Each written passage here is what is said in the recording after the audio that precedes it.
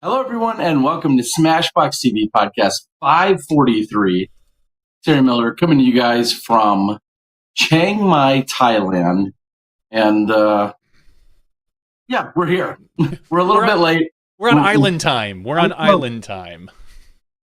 Well, I've transferred from the island into the mainland, and needless to say, it was a very late evening. That's not for the late start. We had some technical issues, but I think we're all through them, and hopefully everything's going to be just fine. Good to be back. It is 9:20 a.m. in Thailand, whereas it is 8:20 p.m. Tuesday night where Johnny V is. So I'm a time traveler, Johnny. Well, I always knew you were ahead of your time, so Yeah, there you go. Exactly. So I'll just be blunt. Outside of Brixton card announcements on the daily, it feels like I'm a little out of the disc golf loop. I'm gonna rely on you and maybe the chat board a little bit to get me fully up to speed. But the biggest news, of course, just as I was thinking about going to bed last night, officially announced that Ricky Wysocki is on Team Discraft. yeah. I mean, A one of the worst kept secrets in disc golf. I think it's been rumored for weeks, if not months, that he was leaving DD, and then it's been at least weeks since there was a bunch of smoke coming out about his move to Discraft, which a lot of people kind of narrowed it down based on Ricky's history. He could have maybe gone to Prodigy, but they don't seem like they're in the market for a big name right now. Innova, it feels like maybe that relationship isn't as mended as maybe it has been in the past. It felt like it was a Discraft or MVP if he was going to a manufacturer. He could have gone open bag. Maybe he could have made a splash at one of the retailers, but really this was kind of that move that everybody predicted. Yeah, it's wild largely because as I was going to bed, I was trying to think of an analogy, and it's I don't know if if there is a perfect analogy for it in the sense that when you think about quote unquote rivals getting together, it's almost I think of a team sport, and I was for whatever reason kept thinking like, oh, that would be, Magic Johnson and Larry Bird getting together and deciding to play together. But that's weird because then disc golf's clearly not a team sport. As unprecedented and as unlikely as that would have happened in that era, if you're from the 80s or the 90s or whatever, that they kind of openly have talked about it. I think Michael Jordan talked about it a little bit, maybe even in the Last Dance documentary series, just like you didn't get a bunch of players together to team up and that happens more, it feels like, of course, in the NBA than it ever did back then. But anyway, none of that's applicable. And so do you have a good analogy of seeing people like this that have been rivals, Ricky and Paul, ultimately kind of come together in the same way? No, not really. I don't know enough about F1 to know if it's happened in racing or something like that, or NASCAR maybe, but I don't have a good analogy. The thing is, this would have been so much more shocking 5 years ago, 3 years ago, maybe even, when there was still quite a Paul Ricky discussion. That discussion isn't happening nearly as often as it was in the past. Everybody talks about Gannon. Now, had Ricky gone to Discmania, I think there's that talk, because Ricky and Gannon now have an AB slightly, kind of have a rivalry because they're arguably the three top players in our sport. But Paul, he just hasn't been at the top of the field regularly in a year or two. So I feel like this is This is different. I mean, if you wanted to make an NBA, this feels almost like you're bringing together the Olympic dream team at this point. You know, we've got, if you want to kind of make that parallel, you've just got all these huge names on one team, and it's, you know, it's not really a team as we call it. They're just a bunch of people who are sponsored by the same company. Yeah, You know? It's like the Nike team, honestly. Like everyone's sponsored by Nike. yeah, yeah, needless to say, I mean, I made a post. I said the word was interesting. And again, this likens back to the true unlikelihood of Ken Climo leaving Innova. It's different in terms of like him leaving, like that's its own news. But I kind of liken it to that. Like if you know the history of Ricky and Paul, to see them both on the same team just feels weird. If you're kind of old school, like yourself and I, like you said, they haven't been as much at, going head to head as much lately. But yeah, so I will say I have reached out to Ricky. Told me he's swamped. He's got a million things going on, understandably. I just reached out to him. I reached out to him a few hours ago. We'll see if there's any chance that he's going to be around. If so, obviously we'd love to have him on, and we'll see if we can make it happen. I'm also hitting up Bob Julio. As we all know, well, maybe we don't know, largely responsible for helping drive the team bus. It feels like maybe he was the guy that at Discraft said, "Hey, let me go charter a bus. I'm gonna get a really nice one, and then I'm just gonna like drive around and pick up people along the way." And he's been doing that really since fall. 5 years ago, 6 years ago, whatever it's been. And he just continues to make these stops over and over. Now, he's not single-handedly, exclusively responsible in that, he's writing up their contract and making up all their exact numbers. I know that. And I'm not discrediting anyone else over at Discraft. Of course, Mike, along with Jim, everybody has to be on board, so on and so forth. But there's clearly been a changing of the guard, or a changing of mentality maybe, since Paul and then Paige and then everyone else that's come since them. It feels like Bob is largely the guy to look at for a lot of that. And so I'm gonna, if he's possibly around. Yeah, go ahead and reach out to him. It really kind of feels like, or it shows two different things. One, Discraft hasn't been hit nearly as hard as maybe some of the other manufacturers in this slowdown. I don't want to call it a recession, but this plateau. Or they had such a head start that even if they have, they're still out and ahead. They can afford another player of Ricky's caliber. Now, you're getting Ricky at a discount. You know, you got Ricky out of the Play It Again Sports used bin right now. The way Ricky is. Ouch, yeah. No, but I mean, Ricky, obviously, he's running out of places to go, and Discraft is there to get him. And who knows what that deal is, whether it's $100,000 a year or $250,000 a year. We don't know, but it could be incentive-based. I'm really interested. The other example that people are kind of throwing out there is, do you think this... And Terry, you're going to have to put on your modern hat for this. Does this feel like the Dodgers of today, where they just literally buy everybody? And granted, it's a different sport. You're looking at a team-based sport where everyone's trying to win a World Series versus a sponsorship. Yeah. But is this going to make people... Is this going to backfire on Discraft? In that... that's a gamble you have to make, because if you have everybody, there is a section of people that are just going to be like, whoa, I'm not rooting for you because you're not the underdog anymore. Yeah, and I know you said modern hat, and you look at that as the Dodgers.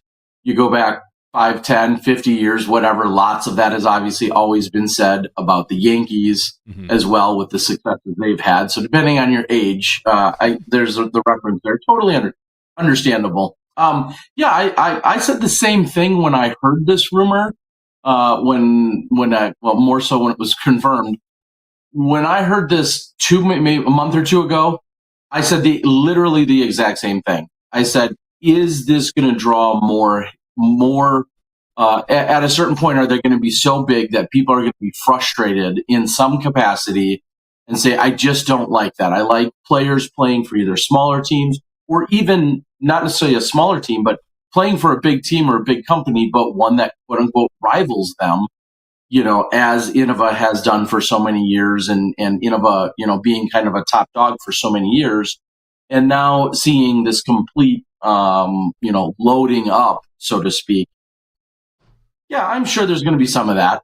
I mean, but it's so funny that, there's clearly people love to root for underdogs. People love to root for off brands or smaller brands or whatever the case might be. And then some people, like myself personally, I love dominance. I love dynasties. I love, just things of that nature.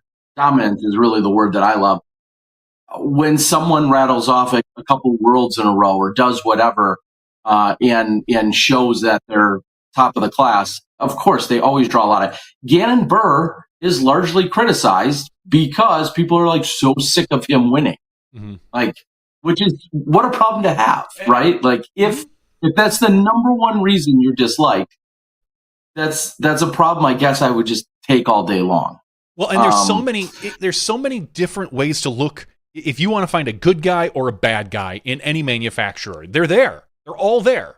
If you want to look at Discmania with Gannon, who's like you said, been dominating, or arguably any of the House of Disc brands, you can look at him and go, that's corporate America, or that's not America, but that's corporatism right there. You've got huge money behind them, and they still can't.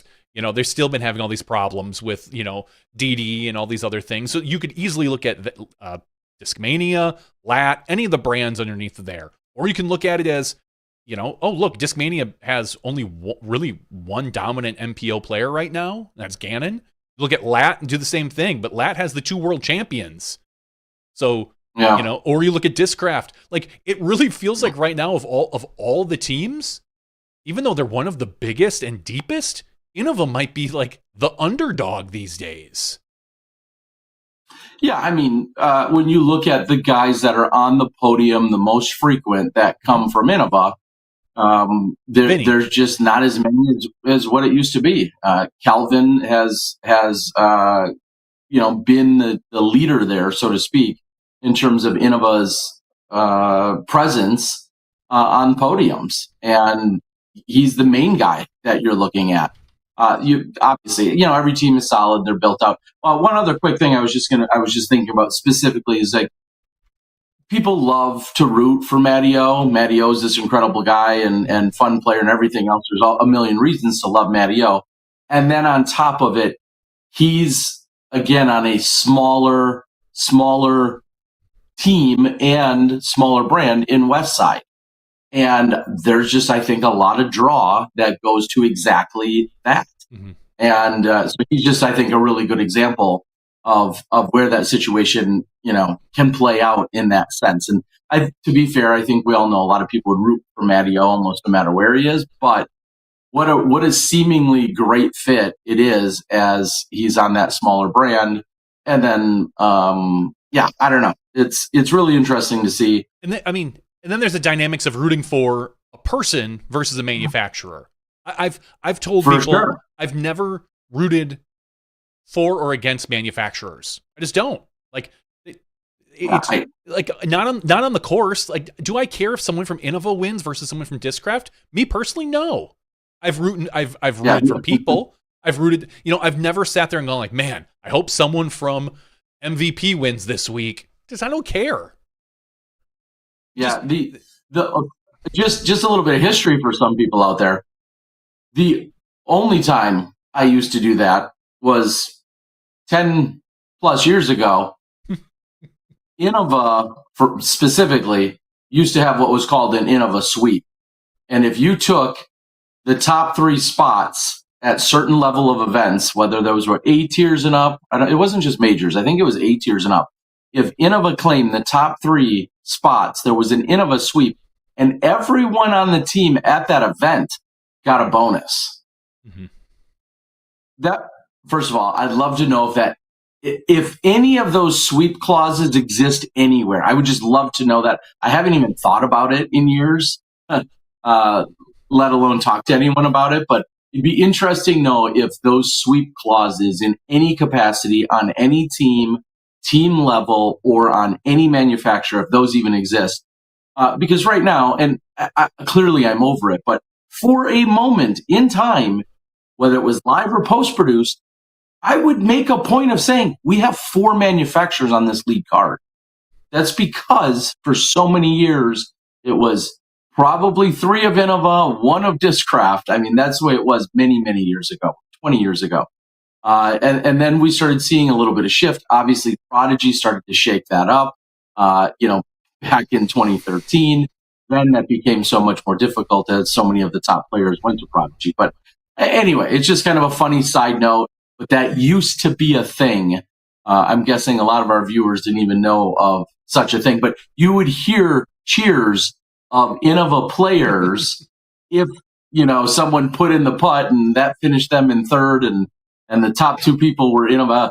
I know at least once I got a bonus because I was at an event. I don't know if it was Japan. I don't remember where it was.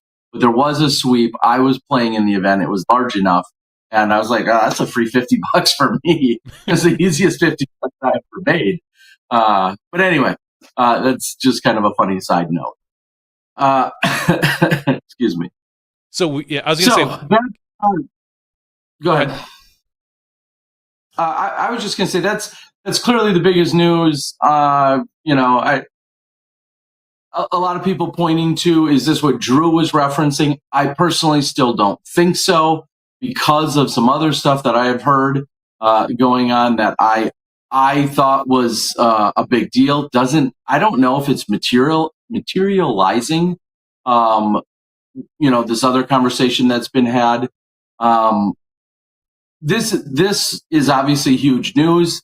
I just feel like it's bigger news depending on how long you've been invested in the game. Clearly, though, another chapter, as they've called it, in Ricky Wysocki's career, something that I guess we all thought was very unlikely with Paul being there, but here we are, and ready for 2025. I even sent. I'll go full disclosure. I re-shared the Ricky Wysocki reel from Discraft today, last night when I was up. I saw Paul shared the reel on Instagram, and I sent him a message and said, I heard this was coming, and I still got to say I'm kind of shocked. So I'm interested to talk to Paul as well. Clearly, they're going to have to play nice to some degree. They're not going to probably become best friends. But, because they're good, nice enough that they're going to be in the same room together for a shoot, for a promo, for maybe something fun that Discraft draws up that, again, could actually shock us. Hey, and let's put Ricky and Paul together and have them do blank. They've always played nice together when they're in the same area. Don't get me wrong. They've always been professional. Yeah. But there's varying levels of how much they've played nice. Of course. That's what I would say. I agree. And as I said, like that, whether there's, it's almost like, is there residual?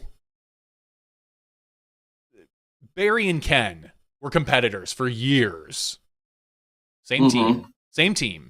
Like Ken and Stokely, competitors for years. A little bit more bad blood there. But, I mean, again, in the long run, Stokely was sponsored by Discraft forever, which was part of that rivalry. But part of that rivalry. I would be... we're in a tangent here. I'd love to kind of feel that relationship out right now that Climo has come over to Discraft and Stokely is no longer on Discraft. It's really funny if any of the feelings from Ken have changed at all, or if whatever. But I mean, I'm not concerned about those two. I think again that rivalry, that bitterness is, I think, fading due to current situations. Like it's just they're, and it was competitive. It had to be. But yeah. So Ricky's getting, no surprise, the Raptor, not the captain's Raptor, but the Raptor. Terry's video froze in a shocked face, even though I know he's not shocked by this. I'm sorry. Yeah. All right. Am I back? Yeah, your video froze in a shocked face when I said Ricky got the Raptor, like it was surprised.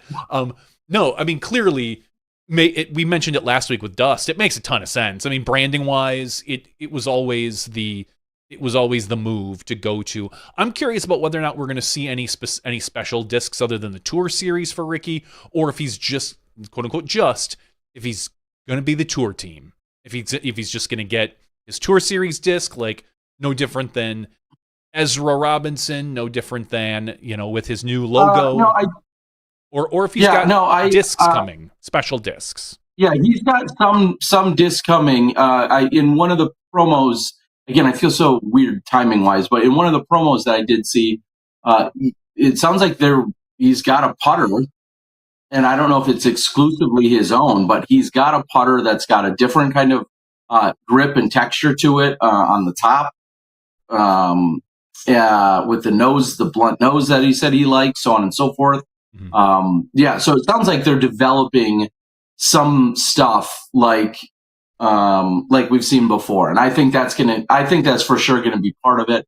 I mean, look at Paige Pierce, who was so excited to help develop this immediately, including the fierce, the passion, the drive, so on and so forth.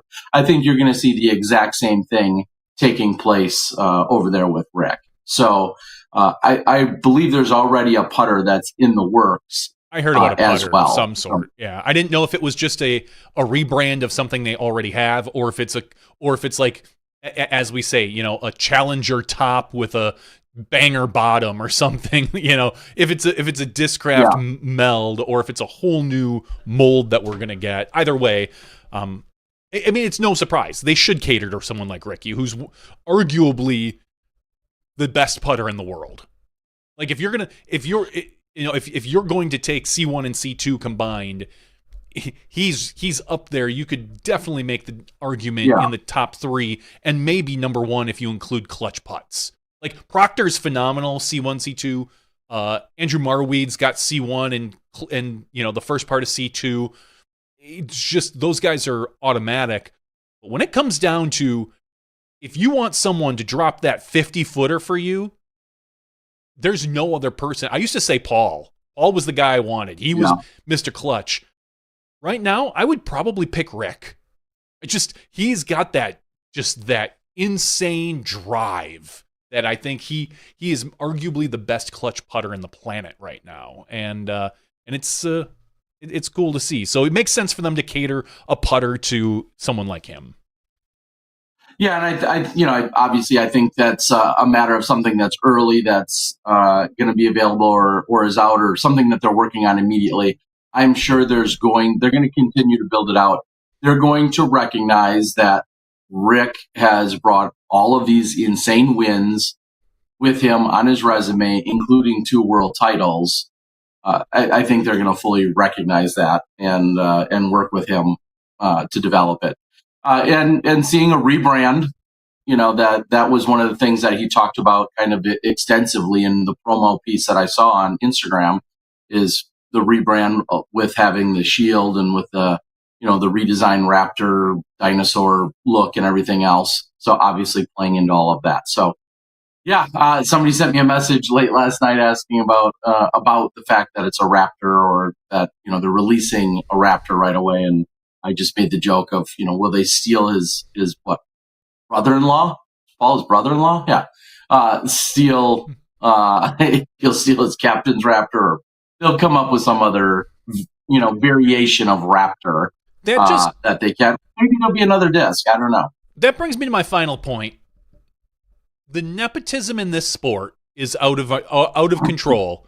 How does how Discraft? There's no reason they pick up any sort of dead weight like Ricky if his brother-in-law wasn't the team captain. Clearly, I mean, he's married to Ricky's sister. I mean, that's the only way someone like that gets on a team, right? You think? Do you think Rick at Thanksgiving was like, "Hey, you want to put in a good word for me? I can send over my resume." And Paul's like, "Your resume is better than mine. Yeah. I'll see what I can do." I mean, it is funny. Immediately, I start thinking too about the kind of the fallout of this, and fallout's not the right word, but one of the residual impacts is seeing Zach Wysocki come into his own and continue to be an incredible golfer. He was 980, 990, whatever he's worked himself up to. He's all of 18 or 19. At one point at the Memorial, he was just a couple strokes behind Rick. And I made a little funny video out of it as to if he'll catch his brother, whatever. All seemingly, I think even at that time, dynamic gear. Is it a foregone conclusion that we see him then also transfer over to being a Discraft gear and throwing Discraft? I'm going to go with that's like a 98% chance. I feel like it's kind of like the way I equated more recently, the way Schlebach was very much a prodigy player, and then suddenly he's throwing all Discmania. No, I feel like was he prodigy? I do feel like he was always Discmania, honestly. I thought he threw some prodigy when Gannon was on prodigy, and then he's now, I think, fully Discmania. But maybe another great example. I could be wrong. I think you're wrong, but a perfect example I do have is Pete and Paul Ulibarri. Well, yeah. Paul was sponsored by Prodigy. Pete, his brother, sponsored by Prodigy. Paul switched over to Discraft. Pete switched over to Discraft, has had great success, so on and so forth. But that is definitely in line with what we're talking about here. So what you're saying is Ulibarri just brings all of his family onto Discraft? That's what he's doing? Yeah. I guess that's until Sarah Wysocki is on the team, for crying out loud. Yeah, for all we know, probably already in. Yeah, Paul's child is probably already on the underground team. Yeah. So anyway, that's some of the big news in hopefully, and I will tease this out. We may still hear from Bob or Rick. I've sent them both a message to follow up because they both told me to hit them up later on in the night. So here we are. If one or both of them reach back out, we can hopefully get back both of them, one or both of them on to actually have a conversation and get some of these questions answered. So correct me if I'm wrong. Does that mean has Rick not been doing any of the media, docket, so to speak? Has he not been running through? I just woke up. Was he was not. Tour Life? I believe Tour Life wasn't today. I don't think Tour Life. I don't know if Tour Life was earlier today or if it was on. If it's because it's not going on right now. So maybe I don't pay attention, to be honest. Isn't Edwin in our board? Edwin's in our board. Edwin's on the board. So maybe it was earlier today. And with the announcement today, he wasn't on any podcasts earlier this week talking about it. So he hasn't made any at least podcast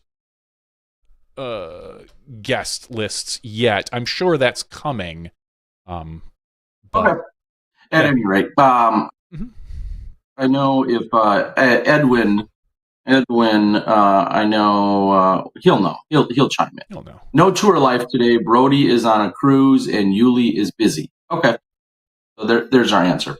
I just know with them being an hour before us, that typically when there's news of this scale, they also talk to a lot of the people. Well, and I assume that he would be on that show just because of Yuli and Brody being on the teams like that. So Discraft collaboration. Yeah. So not to be offensive, but I do want to quickly ask, what did I miss out on last week?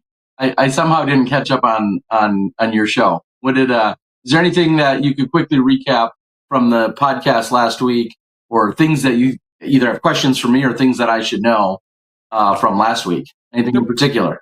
No, not really. honestly, last week was a pretty slow week. We did talk about, the Brixton. Did you see another Brixton owner pop up? Because I saw Paul and obviously Dylan Cease. So, who else? Am I an owner now? My dad, your mom. No, correct me if I'm wrong, but we saw Dylan Cease first, kind of announced a couple weeks ago. At some point, I saw Paul Ulibarri and Paul Macbeth, and at another point, I saw Paul Macbeth. And then most recently, when I decided to make the little meme, I saw Adam Hammes. Oh, I did not see Adam Hammes as him. Who, of all of the people mentioned, Adam, we all know, is the biggest card collector. Sure. Adam is a massive collector. Adam is, I'll say, also the least surprising. He's promoted and talked about them and does so much stuff with them. So if Adam would have been announced first, I would have left it at that. But to see the other guys all get on board, again, don't know any of the details. If I wasn't on Thailand time, I would have probably tried to hunt some of those details out. But also, I do want to make it clear, even though I'm pretty sure all of our viewers and listeners would know this, I made the joke that I did on Facebook just last night saying, I've been marked safe from becoming a Brixton co-owner because I was seeing all these people. I have no ill will. Just like I posted there, I own a ton of Brixton cards. I support the idea. I love the idea that we have cards, so on and so forth. I was thankful that so far in the few responses I've read to my post, somebody was like, "Oh, you're just a hater. You're not involved, and you're just so jealous." None of that. I think it's great. I'll continue to buy Brixton cards. I do love the idea of collectible disc golf cards. It just feels like we're seeing more and more owners. And then when you think about having all these players as owners, is that going to feel like, again, we need to know the details, because is Adam going to be arguing that there needs to be blank amount of this set of cards, and Yuli's going to have another thought about, no, we should have more throwback cards, and you're just like, it's funny to know, to postulate as to what that all means, who's making what decisions, and also I guess the real question too is, does that show any form of financial need from a Brixton perspective that they have these guys on board?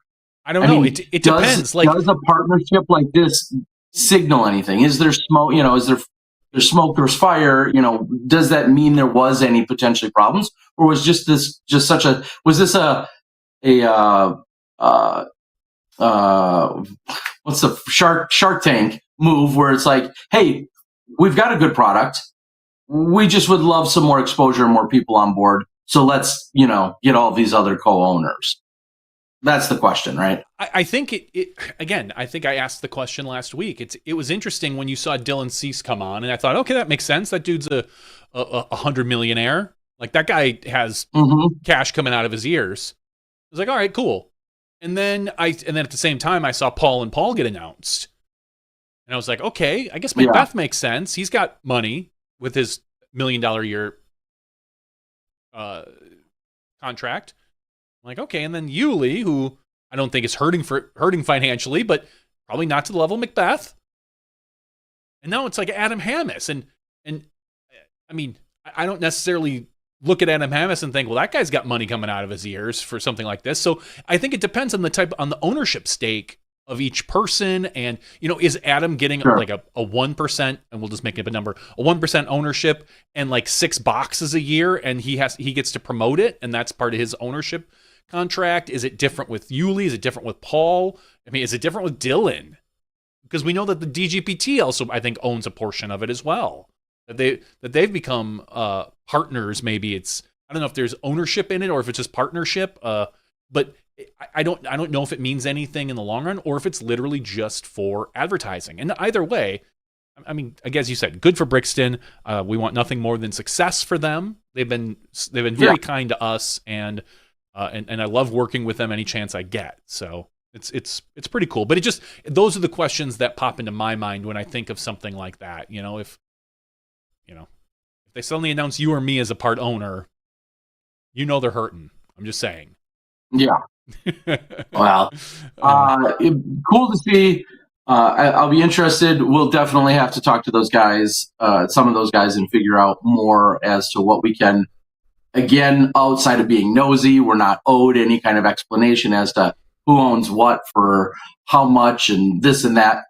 But everybody would love to know as many of those details as we can. So, yeah, I feel like that was big. What dare I say? What else has been happening? Oh, yeah. Well, first of all, do you have anything else that you can think of off the top of your head? Not I from may or may not have seen. Not from last week, as we were talking about when Dust was on, and from this week. I mean, there's always a little bit of news happening throughout the week as far as players and wins and losses and things like that, and PDGA news. So, all right. Well, then, real quick, I saw him out on the board.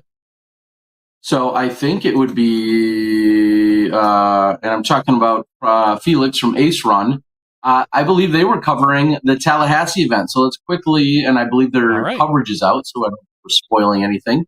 But yeah, if you want to quickly run through what we saw for some wins in both Tallahassee, and then I was going to say, I assume there was more golf down in New Zealand, so we could touch on those quick. There probably was more golf down in New Zealand. I'll take a look. But we're going to talk about the Tallahassee Open first. Winning this. And now, as every player who wins an off-season event, I'm just going to call him the number one skip ace pick. Grady Shue. Grady Shue comes off the couch. He's a 1028 rated player, and he shoots like 1050 rated golf. A 1029, a 1055, and a 1062. So yeah, right around 1050 rated golf to win by one stroke over Joey Buckets. During our last week, we did a live stream of a fantasy disc golf draft, and I think it was Tim. That was our after show. We all kind of got together, and then it was a good chance for us to talk about players and kind of put that out like there. I talked about Grady, and I said I think Grady is a good sleeper this year. Like the guy just seems to perform. Like I truly feel like he's one of those players that if he could dedicate 100% of his time to the tour, he's going to be better than 1028 even. He feels more like a 1035 rated player the way he plays. But he comes out and shoots 1050 golf, winning $1,850 over Joseph Anderson. Third place tie between Jake Mon and Bradley Williams. Fifth place, Albert Tom. Sixth place, Aiden Scott. Seventh place, Caleb Skinner. Eighth place, Gavin Phillips. Ninth place, Evan Scott, who's recently sponsored. And 10th place, JJ Campbell and Nathan Queen. So congratulations to those players in MPO. Moving over to FPO, Jordan Lins wins this one, taking home $966, 20 under par, shooting 975, 947, and 1,009. Congratulations. That's like 975 rated golf right there. Nice job. Rebecca Cox takes second by 3 strokes. Lisa Fakis in third. Fourth place, Maria Guerrero. And in tie for fifth place between Alexis Kerman, and Paige Shue. World champion Paige Shue, by the way. So congratulations. Those are your top 5 players over on FPO. All right. And Felix from Ace Run is on the board. And I asked how many cards because I feel like something popped up in my feed. They did lead and chase cards of MPO, wow, and they were released next day. So nice work by those guys, getting that sweet action over there. So nice work, and hopefully everyone can go over there and watch it. Okay, yeah. Head over to New Zealand, and then there's something else I wanted to circle back to. But more action. Even though there were 14 Kiwis playing in Thailand this weekend, the Tour Down Under still rolling on over in New Zealand. And it was awesome to have so many New Zealand people over in Thailand having a damn good time for a couple of days. or for a couple of weeks, I should say. But they said they wanted to come and be part of it and play in Samui. So it was awesome to have them. But lots of golf still going on over in New Zealand. And it looks like maybe more importantly, plenty of recreation and living of life. And I think of a few Gossage posts I've seen, maybe some bungee jumping or something of that nature. Braden Sides winning some money and maybe some extra games. Ella Hansen over there doing some mountain biking. Gossage has been doing some mountain biking. Like the little snippets of things I'm trying to keep up on to some degree. Just looks like everybody is enjoying it to the fullest, and that like just totally warms my heart. Not just because it's so humid here in Asia, but it just totally warms my heart to see that. I absolutely love them fully embracing the disc golf, but also everything outside of the disc golf. Just so you know, I think New Zealand had the week off. I don't think there was an event this weekend in New Zealand. I believe they had a week off. Next weekend they go back and play some more. So let's talk about two other events real quick. The first is hold on, let me bring it up. There's an A tier in Mexico. So yes. I'm gonna massacre this. The Campeonato Mexicano de Disc Golf 2025. That's as far as I'm going to get. Congratulations. It was in San Luis. San Luis? San Luis? Yeah, I think so. Mexico? All right. Sorry, I know I'm probably everyone. Only because I heard people say it months ago when I was near there. Okay. Trust me. Winning this one was Alejandro Saldana. So congratulations, winning $1,000 US. Second place was Miguel Alvarado, tied with Raul Samanejo. I'm massacring these names. Fourth place, I'm going to go with Yaimi. Yaimi. Yaimi? I don't have the stats up, but I'm guessing that's Yaimi. It's probably Yaimi, Velasquez, and Alberto Gonzalez. Those are your top five in MPO. In FPO, Jay Serratos wins that one. Congratulations. I'm done massacring Spanish names coming from a guy way up in Wisconsin. I'm better with Polish names. Give me a whole bunch of consonants together as opposed to a whole bunch of vowels together. I'll do much better with that. But real quick, because I know Jay and her husband were in Thailand this year, they wanted a different experience, and rather than going back to Thailand, they went to Mexico. And Jay, being your champion, is pretty cool to hear. So, congrats! Special shout out to her and congrats. That's awesome to hear. Having the experience that I know they had last year, and now taking on another new country. Is awesome, and then picking up a win while she's there. They're out of Michigan, so excellent. Yeah, very cool. And the final event is the biggest C tier in the world, the Samui Swine Classic 12. MPO one Philo Brathwaite wins this, shooting 47 under par, winning $590. Second place tie between Shasta Chris and Petri Atula. Fourth place, we've got Evan Boucher and Ronnie. Can't tell if that's an L because my screen is so big, but I'm going to go with Sonoyo. Ronnie Sonoyo. So, congratulations to the top five in MPO and in FPO. Katri Lugas. Katri Lugas. Katri Lugas wins that from Estonia? Yep. Oh, nice. Typically an FP40 player. Katri taking down the win. And then in second place, Lily Resang. And in third place, Ruth Ann Elkanah. So congratulations to the FPO there as well. Terry, wait, MP40. Let's quickly talk about MP40 here, because there's a guy here that didn't win. In first place, Samuel Price taking home $383. Second place, Mart Miru taking home $264. And in third place, taking home $180. Tied for third for $185. Terry, the disc golf guy Miller, tied with Cristo Valame. So, Terry, I saw you get off the plane and get an ace. I saw that little Instagram post. That was not in the tournament, though. No, and it wasn't quite immediately off the plane. Last year when I landed in Singapore, and then 20 minutes later I was golfing. That was truly off the plane. This was just a practice round. I don't remember if it was Tuesday or Wednesday. I mean, so yeah, I guess it was must have been Wednesday.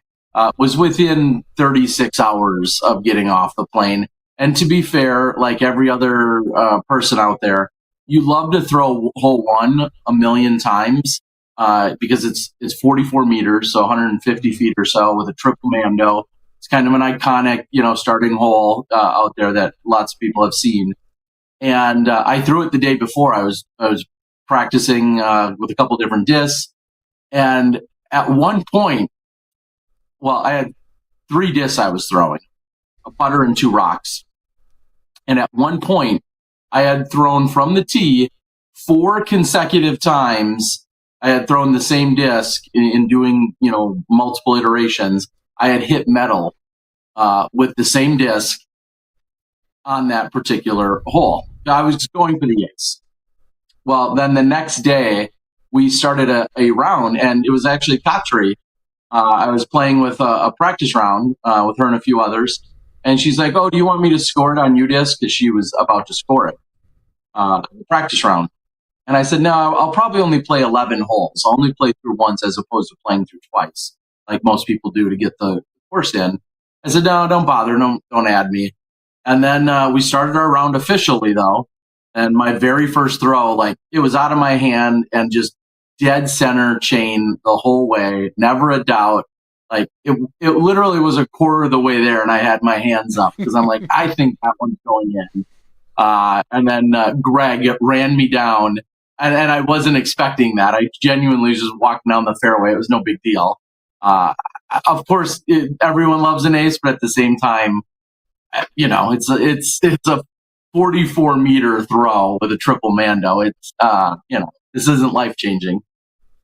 And but it was pretty funny because there's a lot of people hanging out. Hole one is has the main headquarters right there, the brand new awning and shelter, ramada, whatever you want to call it, type thing that's been erected there thanks to our friends over at First Light, Dan and Robin and Boyd.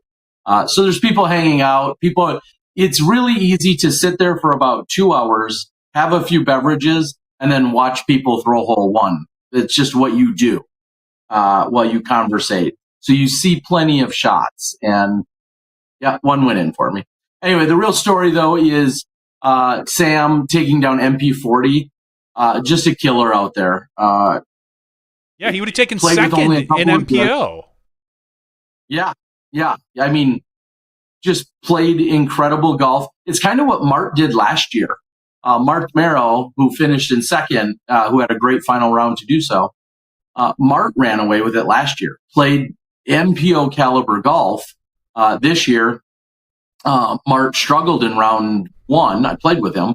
Struggled in round 1, but had really solid rounds 2 and 3. Mart also, interestingly enough, had won MA1 a few days earlier in playing on the Tuesday, Wednesday, Thursday. So he wins MA1 and then comes back to try to defend his MP40 title and ends up runner-up in MP40. So, and that's one of the coolest parts. A quick plug for this. That's one of the cool parts about this short and pretty easy course that we have in Samui is that first of all, it's 11 holes. You're putting on most. You should be putting on most holes. At least 9 of the holes, if not 10 of the holes, you should be putting for birdie. And length isn't really the issue. It's a little bit more technical, and it's hardly even that. It's a relatively easy course. And a lot of players, if eligible, will play in some division Tuesday, Wednesday, Thursday, and then you can find possibly another division that is suitable for you on Friday, Saturday, Sunday. And because you're just playing 22 holes a day, it's not overly taxing. A lot of players will double up and they'll play something Tuesday, Wednesday, Thursday, and then they'll play in another division Friday, Saturday, Sunday. It gives you plenty of time to still do other stuff during each day, but also still play in the tournament, so to speak, twice. So I just want to throw that out there. It's I love that people do it, and even if you're, I think there was someone that played in MA2 because they were eligible, and then played in Open. I think there's a few people that did that. So or MA1 and Open, whatever the case might be. There's different ways to go about it. So I highly encourage people to come check that out, and hopefully we'll see you guys for the Swine next year. All right. Someone asked real quick. I know it's kind of funny because I made specific mention of the discs. When I played there last year, there was an old, and many of you know, I'm an old Ontario rock thrower. I had that rock. I had it dialed. I threw it great on almost every single hole last year. I took that same rock to Uruguay and then broke it the following weekend while playing and practicing in Guatemala. And with that, I had to grab some different discs that would fly like that. And it was the last minute as I was heading to my plane, a week and a half ago. And I just randomly grabbed two not new, I was going to say not pristine, not new Ontario rocks. I brought them along and they're both just a little bit stable. And that was my big challenge for the weekend, was trying to get them to work in. And it was funny because that the disc that I aced with was, I believe, from 1994. And it's a Greater Cincinnati Flying Disc Association club stamp. And I got it from semi-local Tom Matasavic. He's from Illinois. And I'll tell you, those discs don't hold up like a lot of our present-day discs. It's funny. They break in much quicker. Threes. Yeah, they beat in a lot quicker. I guess my point is, it's funny how much we take for granted the durabilities of some of our newer plastics that we have these days when you're talking about a Z disc or a ESP or a Star or Champion or whatever, all the different plastic types, because I could grab it, but I won't. It looks like it's been used for years already, and it was really just one weekend to play. And I wonder how much of that... That's original plastic for you. Yeah, I wonder how much of that might be just also the fact that it's 20 plus years old, that maybe it's breaking down chemically. I don't know. I don't know the right way to put it, but maybe that's why it breaks in, because, again, and it's been a long time, I don't remember discs breaking in that fast. Obviously, we were playing with DX and D plastic back in the day, and X plastic at some point. There was plastic. I was a rock thrower for a while. I particularly liked the glow rocks, and I felt like you could really dial in a good rock for a while and have it. But then again, I was never an Ontario rock person, so maybe it was different depending on the plastic. Yeah. So who knows? Anyway, it's kind of funny, and it's funny. I know you. I mean, you're right, and that's 20 plus years. It's crazy to think it's actually a 30. We're in 2025, which is still tough to remember. It's a 30-year-old disc, and I don't know. They're 30 years old. The other mistake I made, and I'll say this as well, not just because we're going to possibly have one Bob Julio join us. All I was thinking is, man, I could have grabbed any one of like my 100 Comets, and it would have flown like a slightly seasoned Ontario, which is a reason why I loved Comets and continue to love Comets as well. And I was walking down one of the fairways, and it hit me square in the face, like a coconut over the head. I thought, why didn't I just bring like one of my beloved Comets for these slight turnovers, as opposed to trying to beat in my brand new, a relatively new Ontario? So Either way, bring your mids is what I'm saying. And Samuel Price was incredible with the few discs he played. I played with 3 discs. I had 1 driver, 1 rock, and 1 putter, and that's what I played all 66 holes of golf with, because I feel kind of like that's all you need. All right, so we've got some pretty awesome news that I think we're going to get Bob Julio to join us. And a bunch of the questions we were just postulating on, he might be able to answer for us. And he'll probably break some news. So let me see if I can, Johnny, the link you sent me earlier, Yep. I can send to him, I'm assuming. That is correct, sir. Hopefully it works better for him than it did for you at first. Yeah. Some other news real quick while we get Bob on. As someone mentioned, the La Mirada Open happened this past weekend. Not really super notable. Andrew Miranda wins this one, taking home $1,100. More notable, though, is the FPL winner, Kona Star Montgomery. Kona, her very first Innova-sponsored event, back. Not her first one, but her first one back. And she wins, shooting some, looks like about 957 rated golf-ish, if you wanted to take a random guess, maybe 958. And winning this one, winning $350. So Kona getting, hopefully, back on track to where she was. There's no one, I think that, we talked a little bit about it with Dustin last week, that I think there's a really good comeback story that could be played with her in Innova. Not just her coming back to Innova, but her coming back onto the scene, maybe tour, hopefully, cross our fingers, touring more. I don't know what her plan is, but anything's possible. So that is kind of where we're at. So congratulations to Kona on her win. Yeah, that was the other thing I wanted to circle back to that we mentioned earlier, talking about some of the signings, some of the updates. Seeing Kona back with Innova was something else that crossed my news feed. Again, I not to beat a dead horse, but it feels very weird to be on social media as little as I've been and only have like these bits and pieces of these, relatively big updates and things going on, but to not have the time to dig in like I normally am. I feel a little out of sorts, but I feel like those were most of the big news and announcements that took place, which is still a pretty big week. Here we are, less than a month before we're officially kicking things off. I believe it was probably already talked about, maybe even a week or 2 ago, that for the All-Stars, we're going to see that as it was announced that it's going to be, I think, 2 rounds of mixed doubles that's going to take place. I think it's 2 rounds of mixed doubles that will take place the Thursday preceding the event at Olympus. Is it the Supreme Flight Open, or is it? It's no longer chess.com. Is it officially the Supreme Flight Open? I believe it is. Whatever. The Florida, whatever.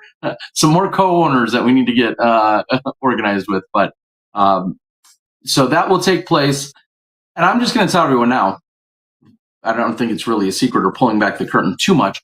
That's going to act a little bit as a rust remover, maybe a little WD-40 for the tour and the Pro Tour and DGN to kind of iron out a few kinks, and we'll probably try some crazy stuff. That has been like a secondary goal of the All-Star weekend leading into the tour to kick off.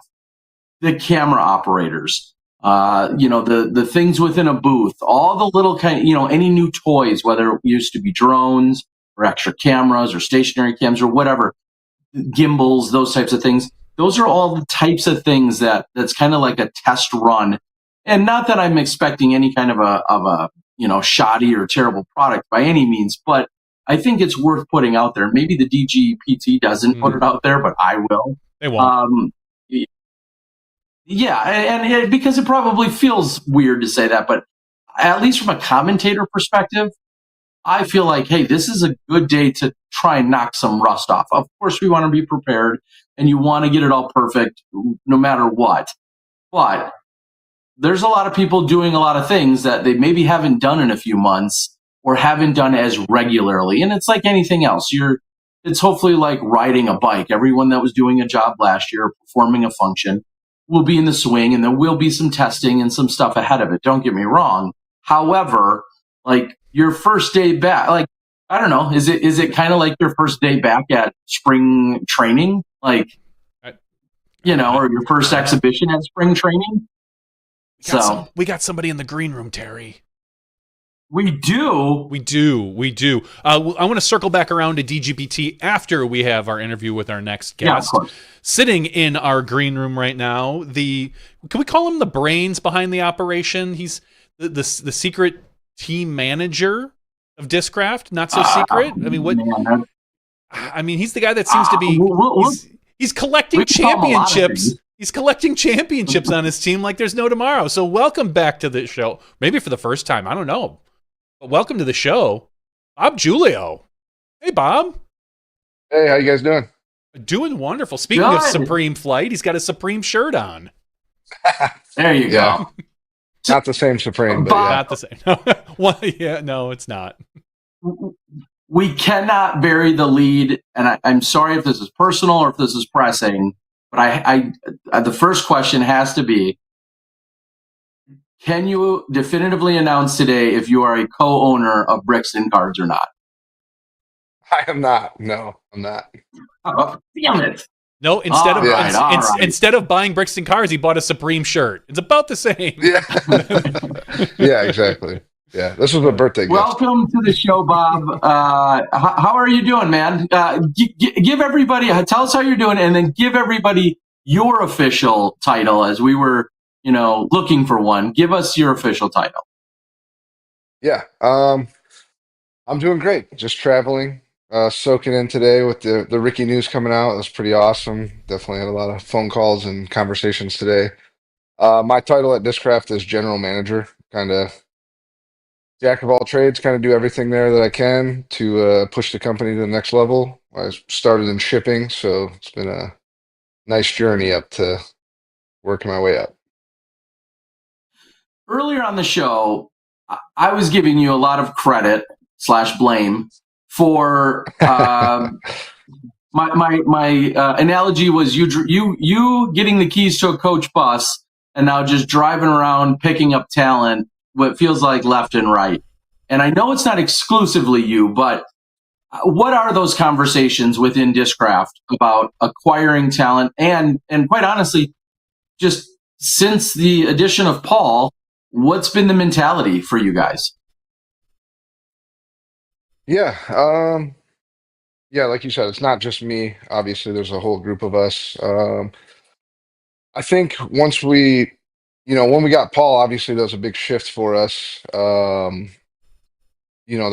took a lot of planning, and that was basically when Nate Doss was retiring, and we knew that we needed to step up a new face of Discraft. Nate had won 3 world titles for us, and carried us through a lot of ups and downs, and we had a conversation with him, and we got Paul. So ever since then, I think people have been more interested in coming to Discraft because of the Paul deal and people seeing the success with it. So honestly, most players hit us up or their agents hit us up, and it's a matter of seeing if they fit our brand, if we have a space that they would fit on the elite team, because you don't want to have too much overlap or kind of taking away from each other. So usually have that discussion first to see if that's what the team thinks is a good fit for all of us, and then we pursue the conversations of what they're looking for, money, branding, things like that. Everybody wants something different, honestly, in a deal like that. So yeah, it's pretty, I don't know, it's pretty chill and fun. I mean, we're really competitive, so it's nice to be able to get, top athletes. But I wouldn't say that we're overbidding people or cutthroat, trying to get as many players as we can. It's just if it's a good fit for us and it works out. So following up with that, where does Ricky fit on the team? Like you could almost look at it like a bag of discs. Everybody's got a slot. Where does Ricky fit? What is his spot on the team that you see? Ricky's just a high energy, very competitive player, and I think he's going to elevate the whole team. Honestly, I think he's, the one thing that people are probably wondering is like, how does this affect Paul? I think it's going to motivate Paul, honestly. I think they do have a friendly rivalry, and there's going to be a lot of excitement, we all know Paul. If he sees Ricky having success, Paul's going to step it up a notch. So I think as a company, that's an exciting thing. But I think it elevates everybody. You know, Chris Dickerson, Ezra Robinson's new guy on the block. I mean, he's going to have something to prove. Um, it really pushes these players to the next level. You know, having that competitiveness. To follow that up and knowing that, Paul was somewhat of the start for you guys a few years ago, I don't want to say do all decisions run through Paul, but you obviously have had so much success with him, as he has with you guys. Does a conversation of Rick and or any other players go through Paul? Do you call up Paul, and then if so, what does he say to those? How much input and influence does he have? Well, I mean, those decisions usually go through Missy and Paul Ulibarri first, to talk about it out loud to make sure that it doesn't sound in like a wild, too wild of an idea, or if it's a good fit for us. And obviously, we're looking out for the dynamics of the team. We don't want to bring in a wild card that might cause issues or headaches for each other, or turn someone off. Like obviously, a big thing is I don't want to upset Paul. He's done a ton for us, and he's a huge part of the company. He's, the face of Discraft, the big change in 2019, won 2 world titles for us and countless other titles. So um, with Ricky, for sure, I called him right away and just said, "Hey, we got an opportunity and an idea, and I wanted to run it by you to make sure that it wouldn't make you uncomfortable or put you in a weird spot." And he said, "No, let's do it. Sounds fun and exciting." And Gannon's kind of the one, running amok on everybody right now. So I think it's a good time for Paul and Ricky to try to show who they really are. How long has the Ricky conversation been happening? Because as everyone knows, it's hard. It seems like disc golf, it's almost impossible to keep a secret. Like it's just somebody says something that, whether it's someone in your manufacturing facilities, whether it's somebody on Ricky's team, or just somebody driving past the Discraft headquarters, it's impossible to keep a secret. It's been known for a while that Ricky is leaving DD, at least hinted at. And almost immediately, it was, I want to say known, but it was speculated that he was going to Discraft. So from your perspective, A, how long have these conversations been going on, if you can say? And B, how do we keep secrets in disc golf, Bob? Yeah. Well, I think the first thing, it's been going on for probably 3 years, 4 years. I've talked to Ricky. I mean, we tried to get him before he went to DD. So Mm. we kept in contact. I mean, the thing, Terry knows this. I mean, the thing is behind the scenes, we're all friends with, people that work in other companies and other players on other teams. So it's not like we're meeting this person for the first time, or, we're like blocked off from being able to contact this person. I think that, with what's going on with House of Disc and all that, there was an opening for us to make something happen, and it felt like the right time. So we made the jump. To answer the second part of the question, I don't know that there has to be secrets in disc golf. I think what a lot of the fans don't understand is there's usually legalities to this. So, like, I can't go out and say, "Hey, Ricky's coming to Discraft." I could be in trouble legally. So, we have to follow the guidelines that we have to, and that's usually why it feels like it's needs to be so secretive. But that's kind of out of our control. Uh, well, let me rephrase it then. A similar question is, how do you feel about the rumor mill and maybe information that gets out that's not fully accurate? I know that was a big conversation piece that kind of circled around the details of Ken Climo and the Ultra World and whatnot. As information was out there, but it wasn't necessarily accurate information. Do you feel like basically, should I be sharing all the secrets you tell me? No, I don't think so. I don't think that we should share everything within the industry, because I think we need to work together to try to make disc golf exciting and interesting. What Alti World did bothered me because it was not the right information, and it was put out there as if it was fact. And I think it was a dangerous time to throw around crazy numbers without any real knowledge when there's players that are losing sponsorships or, getting cut pay. Uh, I felt like that was irresponsible, so I don't like that. Um, but on the flip side, I watch Disc Golf World, and I think a lot of the stuff they talk about is exciting and fun. I think leaks help us sometimes. Like Innova saying goodbye to Climo helped bring recognition to Climo and interest and excitement. So to me, leaks are fine. I'm not losing sleep over them or anything like that. A lot of times it's just if someone's contract ends, the end of the year, it's not appropriate for us to say anything until they officially Mhm. are signed with us. Yeah. I Yeah. got, I got Speaking of a contract, celebrity. There's a Dylan Cease is back there shirtless. Oh, good. We do finally have a co-owner of Brixton in the yeah. house. See, we got a co-owner I of Brixton. He is a co-owner of I figured, Brixton. Yes, I am not, but he is. Yeah, uh, well, I figure if we do a roulette of disc golfers and we land on one of that's them, not beer. somebody's That's going to water. be. Just so you know, Oh, that's not beer. yeah. That's There you water. go. Oh, Dylan's on one Um, tonight. There we go. oh, is that an Avery Jenkins? That is an Avery that's an Jenkins. old Yep, school. That is an old That's school an one. old one. that I is an mean, old school. That's I've not got about Brixton though. 100 of Are you those. going to be in trouble for that, or Uh-oh. it wasn't Brixton? Oh, he's just going off right now. oh, that's a That pretty was an Allen and buzz. Ginter. That was an Allen and Ginter card, wasn't it? The buzz. Yeah. The funny thing is, I've met Dylan once, maybe twice now. He's a true fan.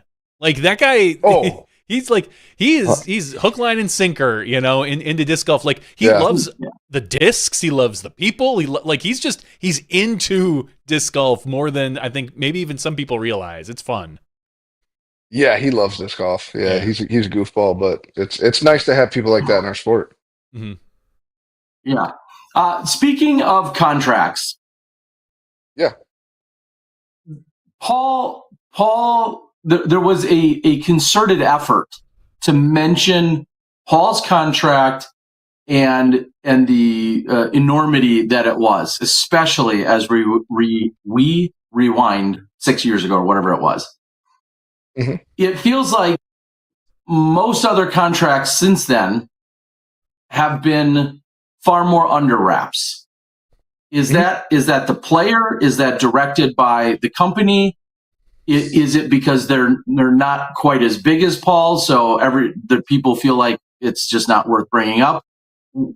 Where are we in contract transparency? Which, to be fair, I always say I don't deserve to know anything outside of just being Sure. nosy and curious. I don't personally feel like I'm owed anything. I don't think the fans are owed it. But my question to you, though, is where are we at with contract transparency? Yeah. There's a lot of questions there, Terry, that I need to unpack. There's a little truth to all of it, I'm sure. So I guess going back to Paul's contract, the biggest thing was it was a renegotiation that we announced, the 10 years, 10 million. What you have to understand, and there was already data there showing how much product we can sell, what the, ceiling was and what the minimum was. So we were able to offer that contract uh, confidently because of how much Paul Macbeth product was selling, and we had data there. When you get a player like Ricky or Ezra Robinson or whoever, they're coming from another company and you don't know the full uh, capacity of that contract because a lot of these contracts are incentive based. Obviously there's a guarantee pay and all kinds of things. Some players want an RV, some players want gas card, whatever it is. There's all kinds of different contract negotiations.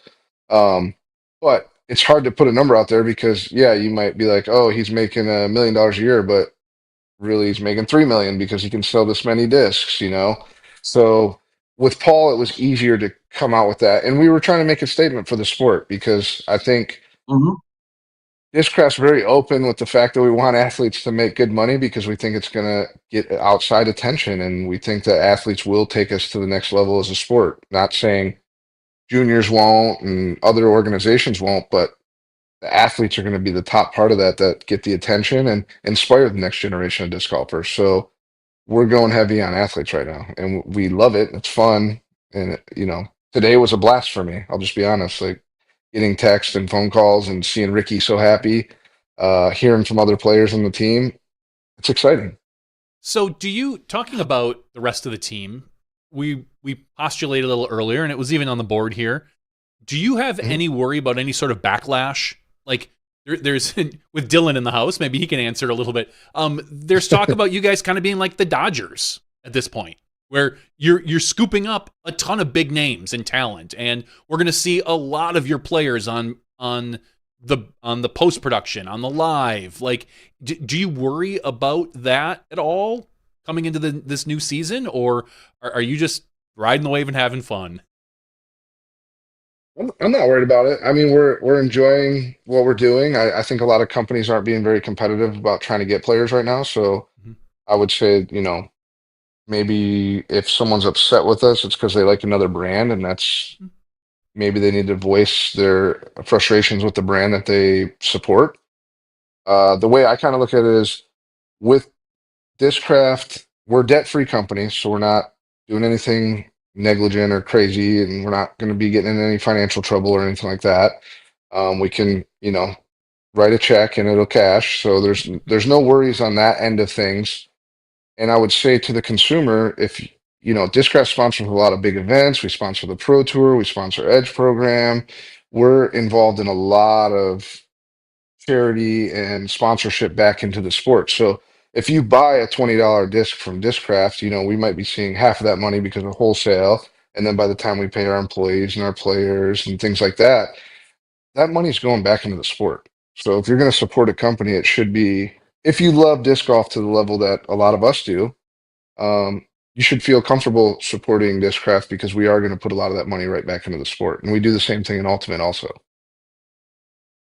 Uh, I'll piggyback on that thought and say some outside of the players and the sponsorship of the players, some may say it feels like Discraft is you're not becoming a monopoly, but you're clearly gaining more and more market share in a very tough economy, in a very tough overall situation for disc golf. Like you just Mhm. mentioned, though, you're sponsoring not only a ton of these top players, but then you're sponsoring on top of it a ton of events. Like Ledgestone, obviously driven by you guys. Obviously, we see over at the Great Lakes Open, Green Mountain Mhm. Championships, so forth. Right? You guys Yeah. are pouring a ton of money and support. Same question. Could somebody be like, why does it feel like Discraft has their hands on everything right now? And do you see that as a good or a bad thing?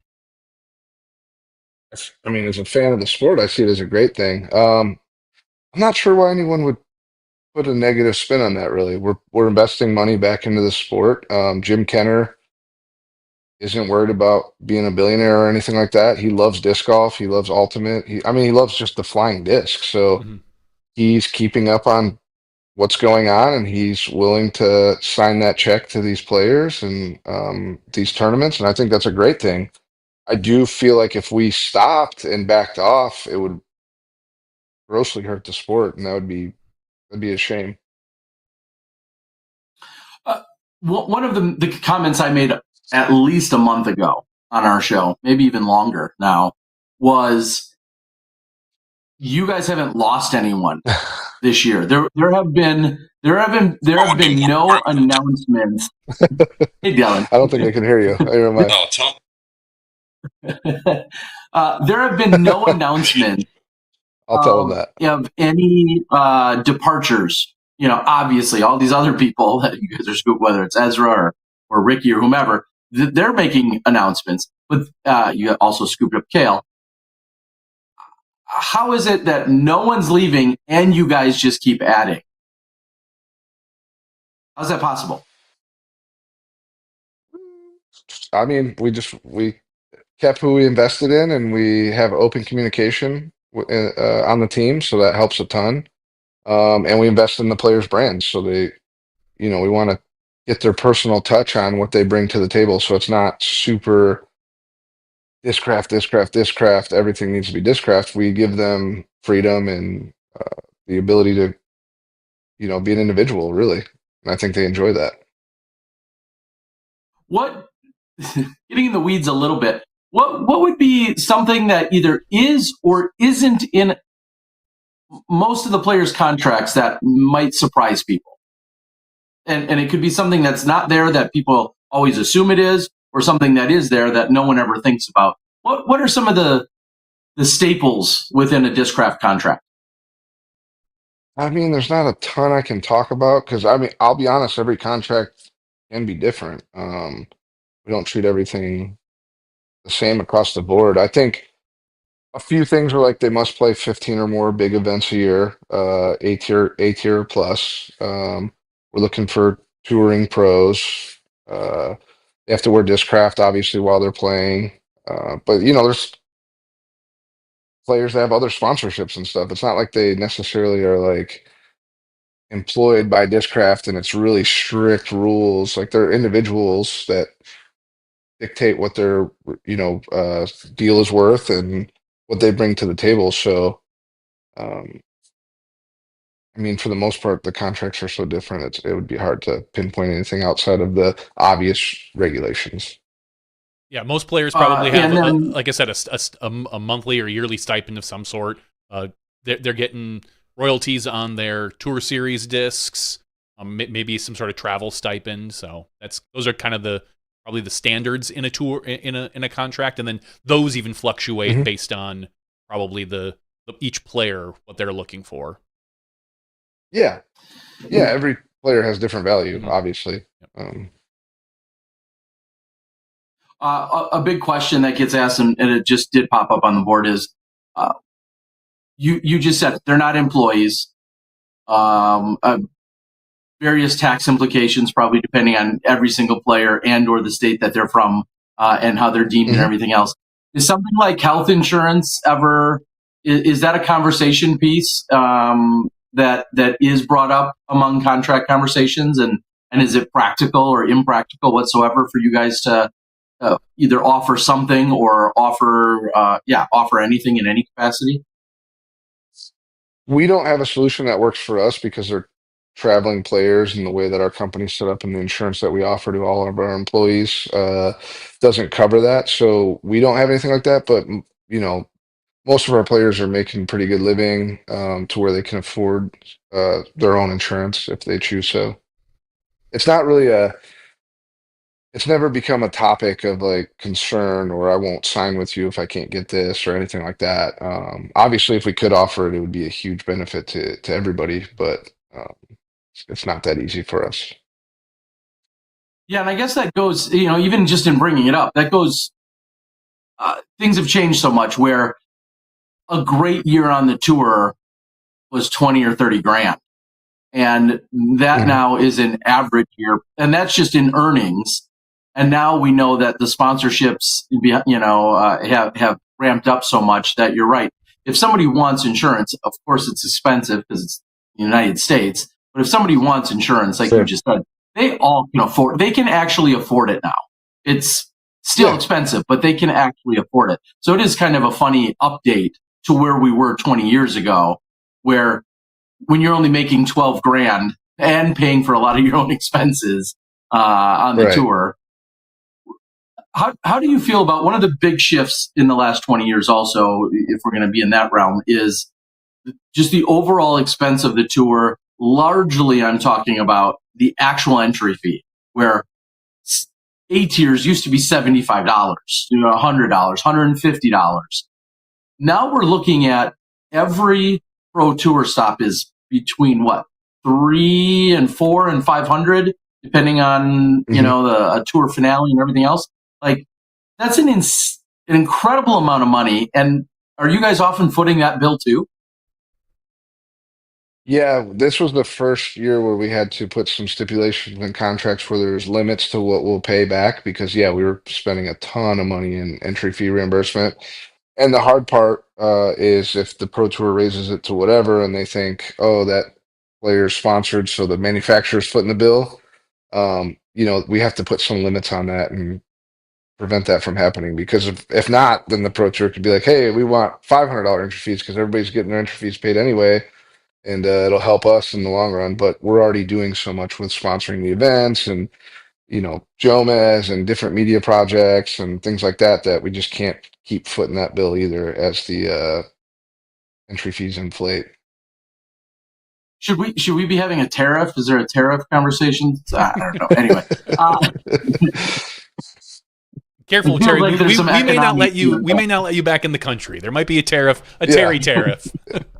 Yeah, I'm just saying, it sounds like there's some economics. I mean, nothing for nothing. You're talking about a team.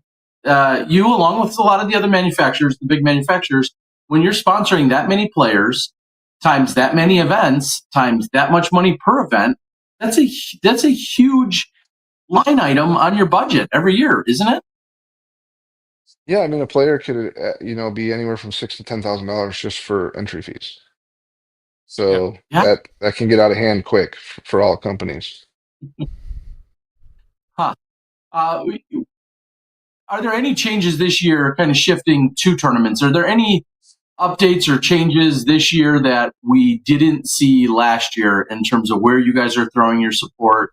And I don't want to call them flagship events because I don't know if that can be multiples. But anyway, when it comes to the events, where are you guys focusing a lot of your energies and or financial, assistance? Yeah, I mean, same events that we've had on the Pro Tour, but we also sponsor hundreds and maybe even thousands of events through our, sponsorship program.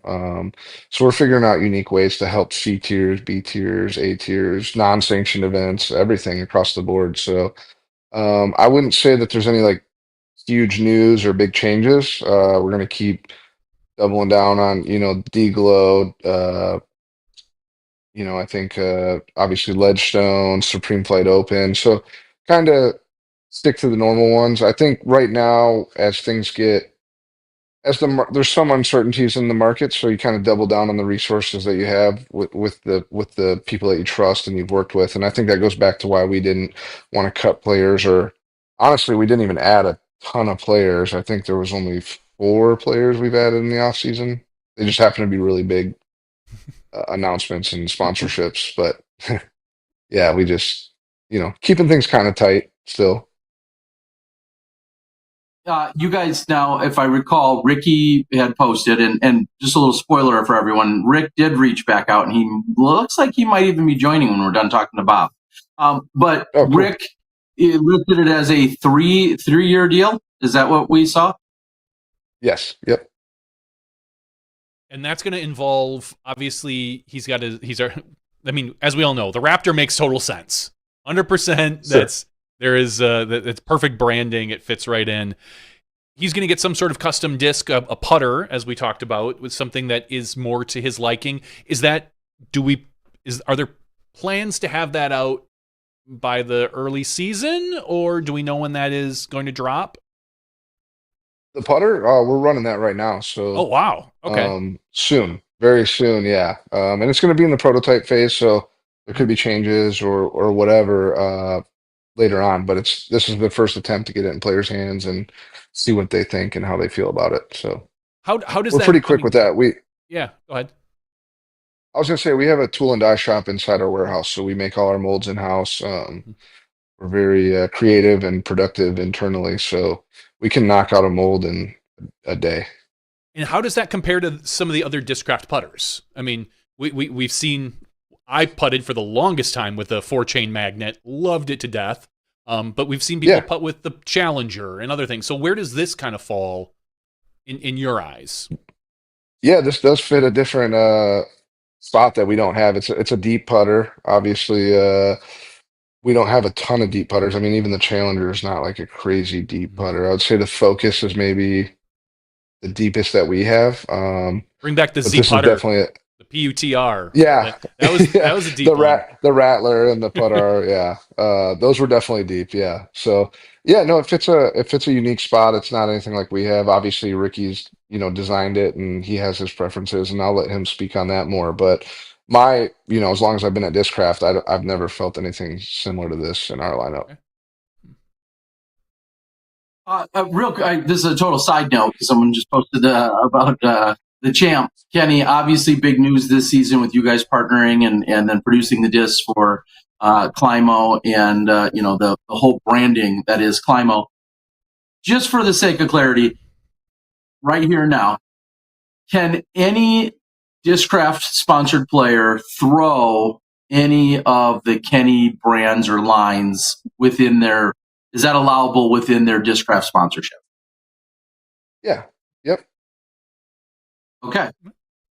I assumed as much. I've seen Yuli do some stuff. I've seen a few other things out there. Yeah. However, it's so great to hear it directly from the source that any player that is sponsored by Discraft is then welcome to throw any of the. Have you? I'll follow that up and say, have you heard of any players that feel like they're possibly adding any of those 3 discs to their bag as of right now? I know it's early. Yeah. Yeah, no, Yuli liked the I believe he liked the mid-range, the Bel Air. Okay. And then Macbeth was talking to me about the Skyway, the driver, which I was kind of shocked about because I thought it might be too flippy for him or whatever. But yeah, he seemed to be enjoying that one, and I'm assuming a lot of players will pick up, the putter or some different variation. And we're going to keep making molds for him, so there's definitely going to be some things that come out that are exciting for our pro team. I will say the direction with Kenny's brand is more um, trying to hit the youth, and then trying to hit the more amateur players, not necessarily focusing heavily on touring pros or that level of player. So there will be more user friendly discs. Yeah, I think it'll be great to see some of those players, some of your sponsored players, obviously talking about testing them out. It just will give a real perspective, even if they're not necessarily geared toward some of their caliber of play. Like you said, I feel like any of the disc on for any given player, it could fit a slot in their bag, and to know that they have the availability to be able to throw them will be kind of will be very cool. That kind of leads me to another random question, which is, how many freaking molding machines do you guys have, and are they running 36 hours a day? Because it seems like you've got a million discs coming out, right? We got Yeah, we have a lot of machines. I can't disclose how many, but it's a lot. And we have robotics and things like that to help offset certain things. So yeah, I mean, we're busy. We're offering overtime and hiring new employees, and that's a great feeling. With things kind of leveling out a little bit in the market. So yeah, pretty excited about it. Pretty soon they're going to make Dana drive over there and start working those machines. He gets the, Yeah, Dana's busting his butt. I don't think he's got time, honestly. He's shredding it for us. It's so great having Dana. How 2-part question, which is, how many employees do you guys have? And then what is that breakup from the ultimate focus versus the disc golf focus? Oh, I don't even know the actual number right now, but it's it's closer to like 100 employees. The breakup, I don't do a ton with Ultimate, to be honest. There's Pat Timmons is basically me for the Ultimate department, so Mhm. I don't dive into that a ton. But we only have, you know, the one main mold and then some secondary molds, so they're it's not as intense. It's just that has to be running 24/7. We have to run the UltraStar 24/7, so we have no Wow. way to Yeah. do anything different there. do you have any, and maybe you can hint or spoil, because Terry said you were gonna maybe drop some information. It feels like the Buzzsaw has been a pretty big hit, a big success. And when I first saw it, I honestly thought it was kind of like like the burst plastic with the colors, but I didn't realize it was actually something inside the rim. It was physically in there. You guys have anything else clever coming out this year? Anything cool and Yeah, we have unusual? I mean, we have more of the fuse. It's called our fuse line because we fuse two plastics together, ESP and Z. We have more molds coming out in that, so there'll be plenty of molds with that. But that's really all I can share. There's definitely a lot of cool things we're working on, but we had the fuse line back in 2019, but when COVID hit, we had to halt it because at that time we couldn't keep up with anything, and it would have just been a nightmare bringing out something popular and cool. People have just been stressed out. So we Sure. didn't do it. I feel like I could ask this of every single person that works at a disc golf company. How much more innovation is there in disc golf discs? I mean, really, how many more either variations? I don't know if it's plastics. I don't know if it's just the actual design or the whatever. Is it getting tougher and tougher to be truly innovative in terms of disc stuff these days? No, I think there's infinite possibilities. The rules could always change. We could bring out something that pushes the limits to force the PDGA to change. So no, I don't see any restrictions. If you're a dreamer and a believer, you can mess with anything. And also, this is something interesting. Anyone can make whatever disc they want. It doesn't mean it would necessarily be PDGA approved. So I think people can keep pushing the limits to see what's possible and what's out there. And I personally believe, I've never been told this, but that the PDGA has certain standards to avoid lawsuits or injuries and things like that. So they're trying to keep things very safe. So to me, like, not everything's dictated by the PDGA. There's plenty of companies that have non-approved molds, so they can push the limits. And I think if the PDGA saw value in something that pushed the limits that was useful and beneficial and wasn't harmful, that they would maybe address that and change that. So I'm hopeful that we'll always see the envelope being pushed by all companies. Yeah, and I was just going to say, I feel like, speaking of safety, there was always that was a major concern over in Japan, which is why we always saw Japan have the 150 class tournaments. That eventually has then Hmm. gone away. Uh, However, that mentality shift, I'm not exactly sure, but it ultimately did. And that kind of actually goes hand in hand with, for the longest time, Discraft, I'll say, struggled to Mm. make a lot of discs in 150 class plastic. And I don't think that was a Hmm. real big secret. What, has there ever been any issues as of late? I mean, do you feel like you have any limitations in terms of making, whether it's lighter weight plastic or different types of things? Are any of those concerns still a challenge for you? It's not that they're challenged. It's just hard to keep the integrity of the disc if it was meant to be a 170 plus disc, like a force, for instance. It's very hard to get a force down in the 150s or 140s. You can put the foaming agent and things like that into the disc, but then it starts to change the shape and the integrity of the disc. So we try not to push the limits too far to sacrifice through flight and the characteristics of what that mold was supposed to be. But there's certain molds that are easier, like the cicada can get into lighter weights because it doesn't have as big a rim, and um, putters are easy to get in lightweights, obviously. So, it's something you're always battling. Like, you don't want to put something out that isn't anything like that disc. So I think that's where we kind of draw the line a little bit. And you've got your whole Z-Lite line of plastic now, which has, I mean, you've had it for a while, but it's literally an entire series of things like, well, I'm just looking at the website right now. Oh, my website's not Yeah. loading, but the Heat is the big one that's on the top. Yeah. Yeah. The heat's an Uh, easy one to run in that weight too. And what is the favorite part of your job?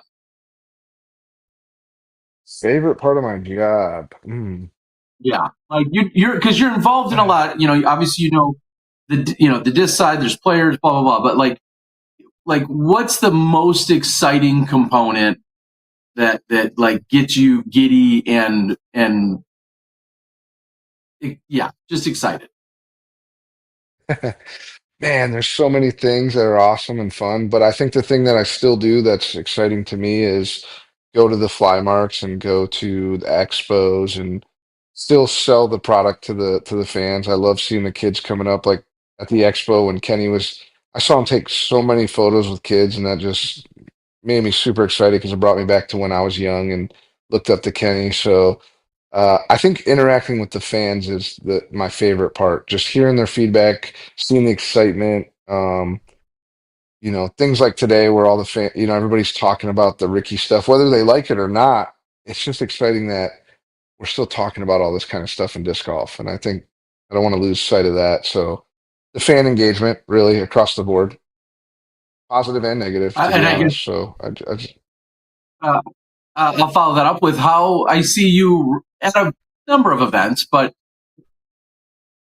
yeah, what is it that gets you to an event? Are we going to see you at every really big, heavily Discraft heavily influenced event, or are there other events that come to mind that you're kind of are on your list to for sure be at? How do you split that time of being at an event versus being back at the shop, so to speak? yeah, I mean, every big Discraft event I try to be at, or Chuck Conley also will be at all the big events too. So we have someone that is dedicated to that. So a lot of times I just go and support Chuckster with like a special edition release or something like that. And I really feel it's important because I like to hear the feedback. If someone's disappointed in something, I want to hear that just as much as the person that's really excited about it, so we can implement those changes and address issues. So all the big Discraft events, usually Am Worlds, Pro Worlds, try to go as many as majors as possible. US Women's trying to go to this next year. Um, it's kind of spread out, but yeah. And sometimes it comes down to like, is there a player dropped and we need to go film something with somebody? There's a lot of boxes we check off when we go to an event. I'm actually at Dylan's house right now because we're driving down to Tampa, and I'll be in Tampa the whole month of February, getting ready for Supreme Plate Open, uh, doing some back end stuff with the Climo brand, hopefully setting up some YouTube videos with some of our players and things like that. So there's a lot of in the bags. There's just so much stuff that we got to do, and it's really hard in Michigan with the weather being so yucky. Are you going to So hit we go to any? Florida for a month. You going to get to any preseason games? Any early Padres down there at spring training? No, I won't be able to do that. I'll be too busy, but I will go. I was born in San Diego, so my dad and my stepsister, everybody lives out there still. So I will go back in like April. Me and my son are going to go out there, and we'll be there for 2 weeks. So we're going to hit some Padres games for sure, and see what's going on. One of the other, I'll just call it a rumor that's been going on. I'm going to blindside you. That's been going on, I feel like, for a little while now, is that you guys have been manufacturing and had a partnership with DGA for a number of years now. Yep. Is anything different about that relationship? I mean, you guys continue to mold their discs and supply them with discs. Then I don't believe they get discs from any other company. Is that still true? Right? That you know of? The Blowfly and there's some other discs that we don't make for them, but Okay. yeah, I mean that relationship goes back to Jim Kenner and Steady Ed. So that there was a deal worked out there where they made our baskets, we made their discs. So it's been a really like family related venture with them. So there's nothing changing as far as like ownership or anything like that, but we are working on some things, and there will be an announcement sooner than later. Just we're gonna give them more resources and do everything we can to help with the distribution and just making things easier for them to help with growth. I mean, that's our goal this year, is to give as many people the tools they can to succeed in disc golf. That's why we're working with Thought Space. That's why we're working with Climo, DGA. Why we're building these players brands is we want everybody to be able to shine and bring their personalities out there and change disc golf in many different ways. So we don't really see anyone as like a competitor necessarily. I think disc golf needs to get bigger before we start having those kind of feelings and rivalries and stuff like that internally. Can I ask a personal favor? Well, Can you bring back the MRV? I'd really like it. I have like 2 or 3 of them that I don't want to throw them. Like, Yeah. I think that mold got changed into something. I'd have to look. So back in the day when molds were super, super expensive, we would reuse them if we weren't gonna bring that disc back out. So I will look into it for you, though. I can promise you that. I want a special Smashbox MRV run, and then we'll be then. I mean, I already threw. I've always been a Discraft mids guy. I've said it for years. I think you guys have hands down the best variety and best the best mids in the game. It's always been everything from the MRV, MRX, Comet, Zone, Buzz. I would have them all in my bag if I could. So the Hawk, Johnny was a big Hawk. Okay, you didn't throw the Hawk. I did not throw the Hawk. I did not throw the Hawk. That was just a hair pre what I did. So yeah, Johnny. I mean, not to get too far off subject, but do you like the Z or you like the X MRBs though? Right, the X type plastic, not the Z. Because if you want Z MRBs, I've got a stockpile. I mean, I know you have a few, and I've just, wow. Oh yeah. I mean, if you want anything, you just have to you just have to find it in Terry's closet or his storage area. It doesn't matter what it is, but I don't know. It'd be fun to get some new plastic, some new some new, something new in the MRV. It'd just be fun. So definitely, yeah. Right after I'll look into it. I mean, right after the Typhoon, yeah, yeah. And the Windstar, there's a lot of them. Yeah, there's a lot of old school ones for sure. One of the reasons I bring up DGA is because it feels similar in that Discraft players could throw DGA. DGA players can throw Discraft to some degree. It seems like there's a little, depending on everyone's individual contract. I guess what I really am thinking about is when it comes to sponsorship, I know there was a rumor at one point that people thought, well, Ricky's going to go to DGA. So my question to you has been, or it really boils down to, do you guys have a conversation like that when a player comes up and there's an opportunity for a player to be possibly gobbled up or to be, acquired? Is there like a friendly banter or cohesive conversation that takes place with a partner like DGA in that sense as to like, hey, they would be a good fit for your team? Because I feel like that conversation has happened with a few of the players. And is that kind of always an ongoing thing? That conversation can happen from time to time. I think the hard part is that fair to a player if you're like trying to push them one way or the other? I think you can have those conversations, but you still need to be open-minded of where the best fit is for them too.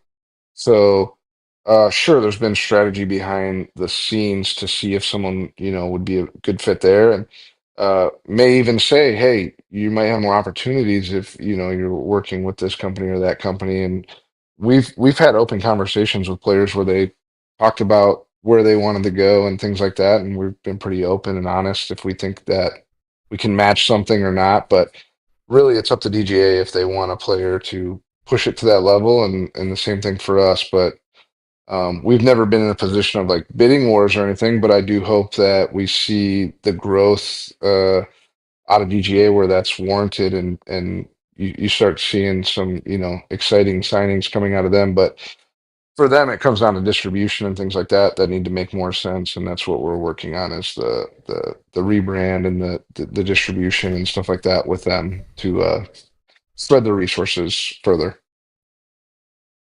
Okay, well, one of my final questions would be, without naming names, are we going to see any more Discraft signings before the new year? Not that I know of, but I can't say no because we're Discraft and we do some pretty bizarre things sometimes. So I don't want to be a liar and say, but right now, I don't think so. As of right now, is anyone else, on your radar as, hey, we're either having talks? Again, I don't want to know any names, but just do you have anyone whatsoever possibly even queued up? No, I don't think queued up. There's obviously players we like and players we would entertain or talk to or think about, but no, queued up. No, that'd be a egotistical thing to think like, hey, we're just gonna lock down this player because we want them. We're not in talks right maybe now you're 80% there, 90% there, and it's still 2 weeks away. I guess is kind of how I meant that, but yeah, there's okay, yeah. I'm sorry. I'm thinking like 2026 because no, we're done right now with everything that we're doing as far as players I meant before this for season year. starts. Are we going to have any more big announcements? big or Okay. small. I was like, wow, Terry, you think I can just call someone and say, hey, we want you next year. You're on the team. No, no, no. No, yeah, yeah, no, there's nobody right now. But I mean, we're always thinking about strategy and if there's a good fit or how pieces could move and things like that. And we really thought this Ricky thing out, and it just seemed like a really good fit for us. I think it's going to add a lot of new jazz to the company and to the players. And honestly, as a fan, I'll just say this right now: I'm super excited at the possibility of maybe Paul and Ricky doing some stuff together. I think that would be fun and exciting. And at the end of the day, whether you have a rivalry or not.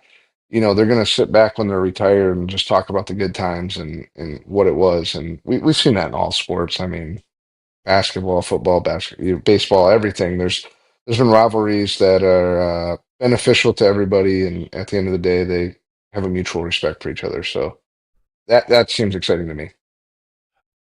Yeah, I again, I remember hearing this months ago and thinking it's going to be Paul, knowing the competitor that Paul is and the rivalry that they've had. You guys are going to be promoting Rick more than Paul on a given day or weekend or month or whatever, depending, and it's going to push Paul. But there's also going to be, something that's going to affect his ego one way or another, and I don't mean that even in a negative way. It's just No, of course like you not. said, we'll see if it pushes him.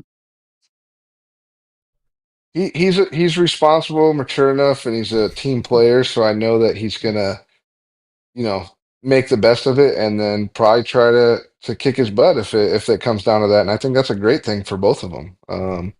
I think we all want to see Ricky and Paul battles.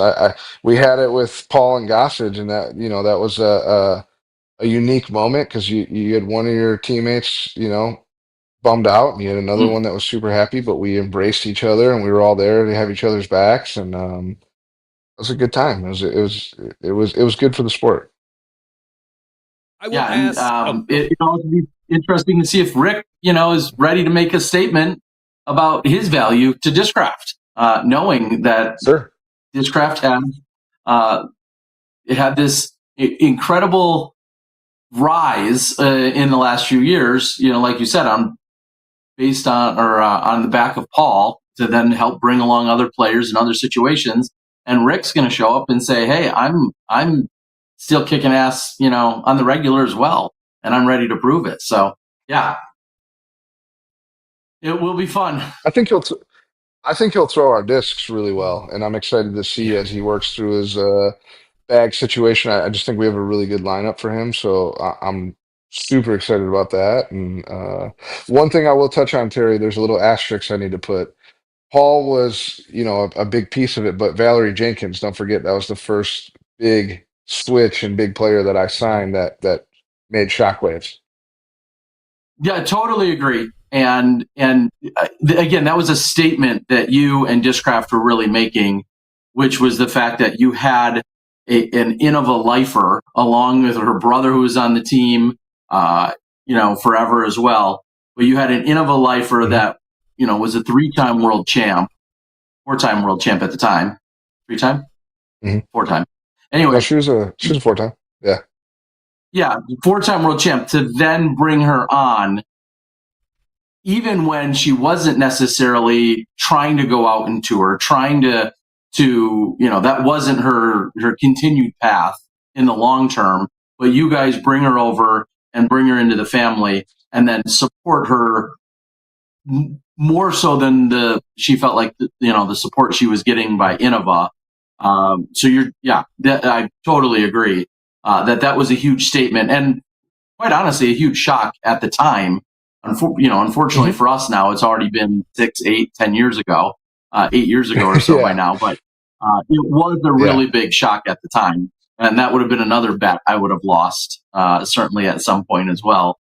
And that seeing Val ultimately leave Innova, but you guys did it right, so to speak, and did what it took. It was awesome. Yeah, she made things better for the FPO side for us. She gave us a lot of blunt feedback and constructive criticism, and we changed a lot of things, our bonus structure, all that. So huge thanks and shout out goes to her for making that possible. Speaking of bonuses, I let me read quick. Sorry, Johnny, I'm going to cut you off. Sorry.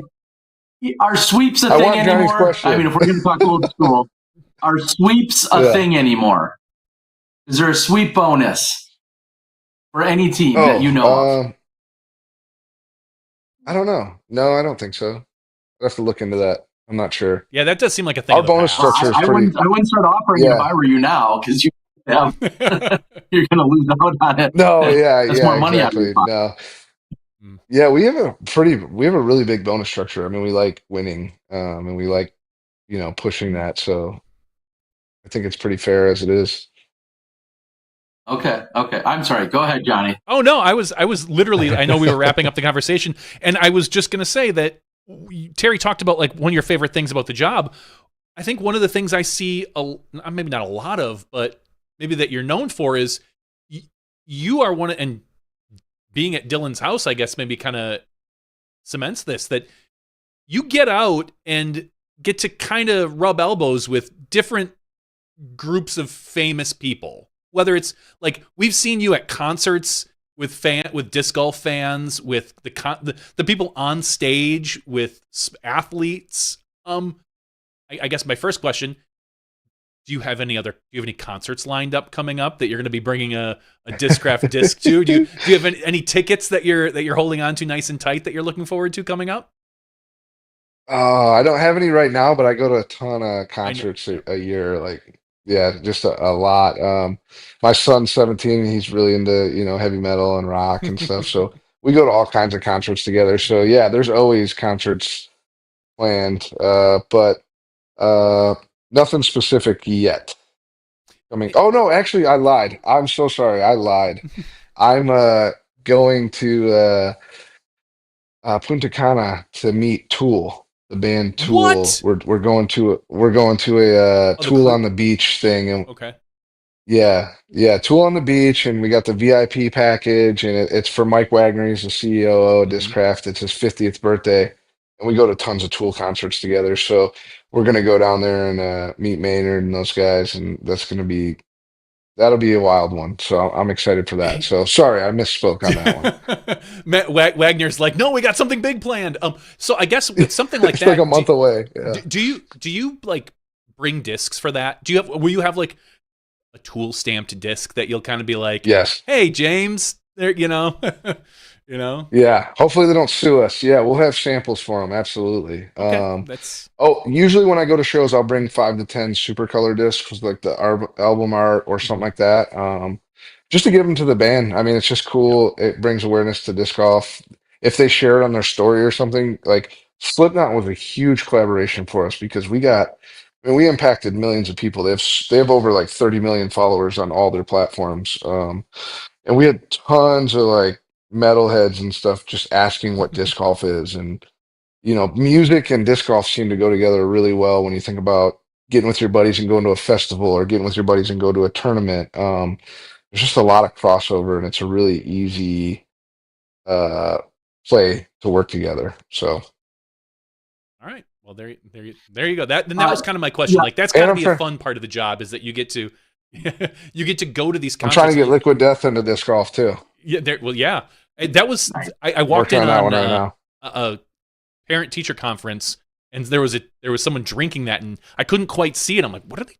Like, is that an energy drink or something? And I was like, oh no. I looked at it. I was like, no, it's just literally like a seltzer kind of water thing, isn't it? It's just. Yeah, it's just water. This is literally just mountain water in a can, but it helped me quit drinking Monsters. So I'm almost 3 weeks no Monsters. So I'm feeling pretty good. There you go. See, Terry, start drinking some Liquid Death instead of your Monster that you bring. Yeah, I mean, it's genius marketing. Yeah, I mean, I love it.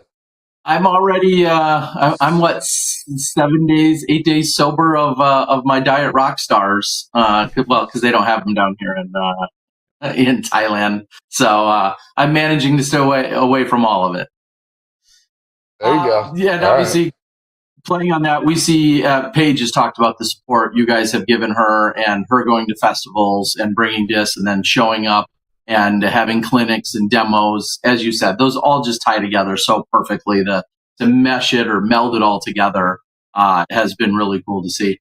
One of my final questions for you is, for you, whether it's personal to you or not, or it's a Discraft or not, what's been something else that surprised you this off season that was like, either like you didn't see it coming, or you're glad it's just finally out there and it's public, whatever it was, some secret or whatever. Like, what to you has been like, oh, that's pretty crazy.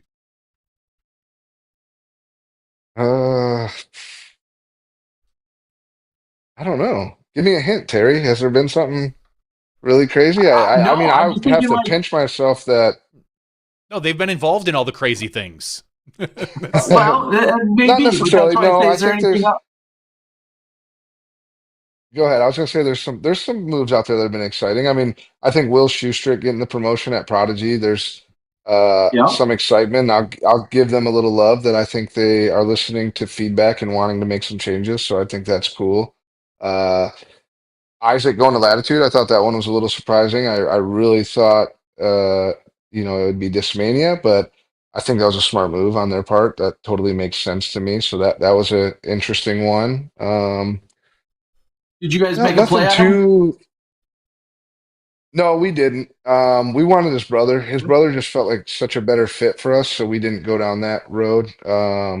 Nothing against Okay. Isaac, just uh, I could almost see Isaac and overlapping Dickerson a little bit, like personality type and play style and stuff like that. So just didn't feel like a Silent great killer. fit for us. But yeah, Silent Killer, seriously, Yeah. like both amazing players. It's kind of unreal when you really think about it. So, the most shocking thing that's been to me is that I get to work with Ken Klimo, though, to be completely honest. Like that was Mhm. one when I pitched him the idea last February, I had no idea that it was going to work out or what would come of it.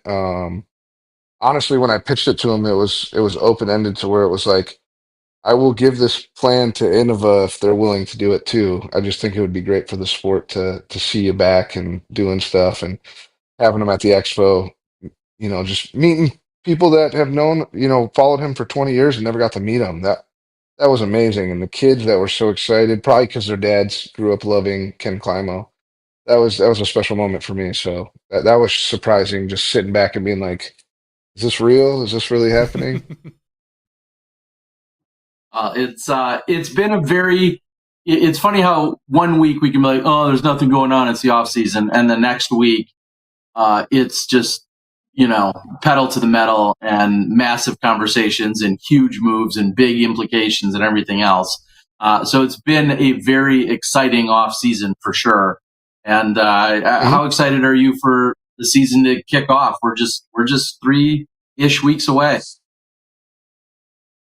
Yeah, I'm super excited. I can't wait to see what happens. But there's a lot of pressure that comes with it too. And I think what a lot of fans don't realize is when we sign these big players, that's not it. It's the work just starts. So there's a lot of pressure and sleepless nights where I'm worried about things or want to make sure that we pull off things properly. And there's a lot of work and uh, energy that goes into this stuff behind the scenes. And I think message to everybody is just support the players and support the companies that are taking care of players and investing in tournaments and it's putting money back into disc golf. I think that's an important thing. You should want to support that. Yeah, and you guys have, I think, proven over and over tournaments, sponsorships, uh, special sales, everything that you guys are just doing, and like you said, Edge and everything else. There's so many ways that you guys continue to kind of keep the wheel going and just keep feeding the hopper, so to speak. And it'd be impossible to not notice that. And so, uh, first, if somehow somebody did miss the memo or miss that, I'll say it out loud. You guys are certainly killing it in so many regards, and it's awesome to see. And I think it goes without saying we need to have you on more often so that we can pick your brain and not just get Yeah. secrets or details out of you, but pick your brain and catch up more often. And I would say that of you and of any and all of our manufacturers. Like, we'd love to talk more, and I think this is there's probably certain things that you can or can't say publicly, but when prompted, maybe it's easier, so to speak, to convey a message. And I want to just say I Sure. really appreciate Yeah. it, especially on relatively short notice. Appreciate you taking the time out of your night to join us tonight. Yeah, no problem. I'm a fan of the show, so it was exciting that you wanted me on here and you cared what I had to say. So I appreciate that, and I'm always around if there's anything else I can help with. Oh, be careful what you All wish right. for. Well, All right. now we just got to get you to Thailand. That's one way for your off season not to be so crazy. Just come on over and visit here in Thailand. You'll enjoy it. I promise. There you go. Yeah, there you go. Sounds good. All right, everyone. Bob, we're going to let you go. We appreciate all the insight. Thanks again to Dylan for hosting you and sharing your time with us tonight. And we'll look forward to, we'll be seeing and talking to you in a few weeks again, I'm sure. All right. Thanks, guys. Appreciate it. You have a good night. Thanks, All right, you too, have a Bob. good night. See you, Bob. The only thing, now that we just let him go, the only thing I realized we didn't do is get him to officially let everyone know that it is Julio. And I know he gets referenced all the time as that, but even after knowing him all these years, every time I read his name, I still don't want to pronounce the J because I think we're so used to not doing that for most people. But for him, you do pronounce it, and great to have him on tonight. So. We got Paul Ulibarri. The Yuli is in the chat tonight. What? I don't know. Maybe he's recruiting more family members for his team. I don't know. Yeah, I mean, for those of you maybe that are newer to the show, I mean, Paul got his podcasting start on our show. I mean, when the poor man blew out his leg, this is where he landed. Now he's got his own show. He's a big dog up there and Discraft and signing players left and right. A lot of fun. Kids and stuff. All right. I have sent, what is it, 10:30 there? So we've already been on 2 hours? Oh my God. Well, yeah, about 2 hours, yeah.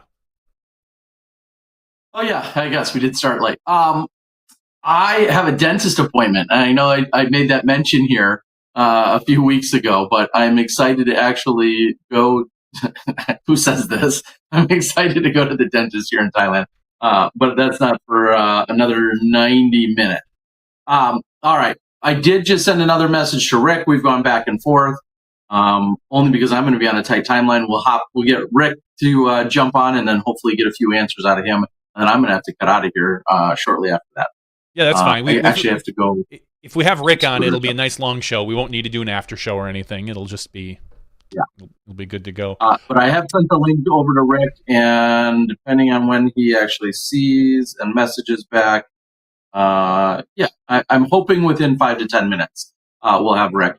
I'm just going to real quickly then we'll stall till Rick gets here and see if we can get some more answers out of him. Koh Samui, awesome last weekend. I want to say thank you to all of the people that came. It was basically sold out. 88 players on the AM side for the first 3 days, 88 players on the other side with everybody else for the following 3 days. So what is that, 176 players? I think someone did that math. Just so fun to have everybody there. Really good time.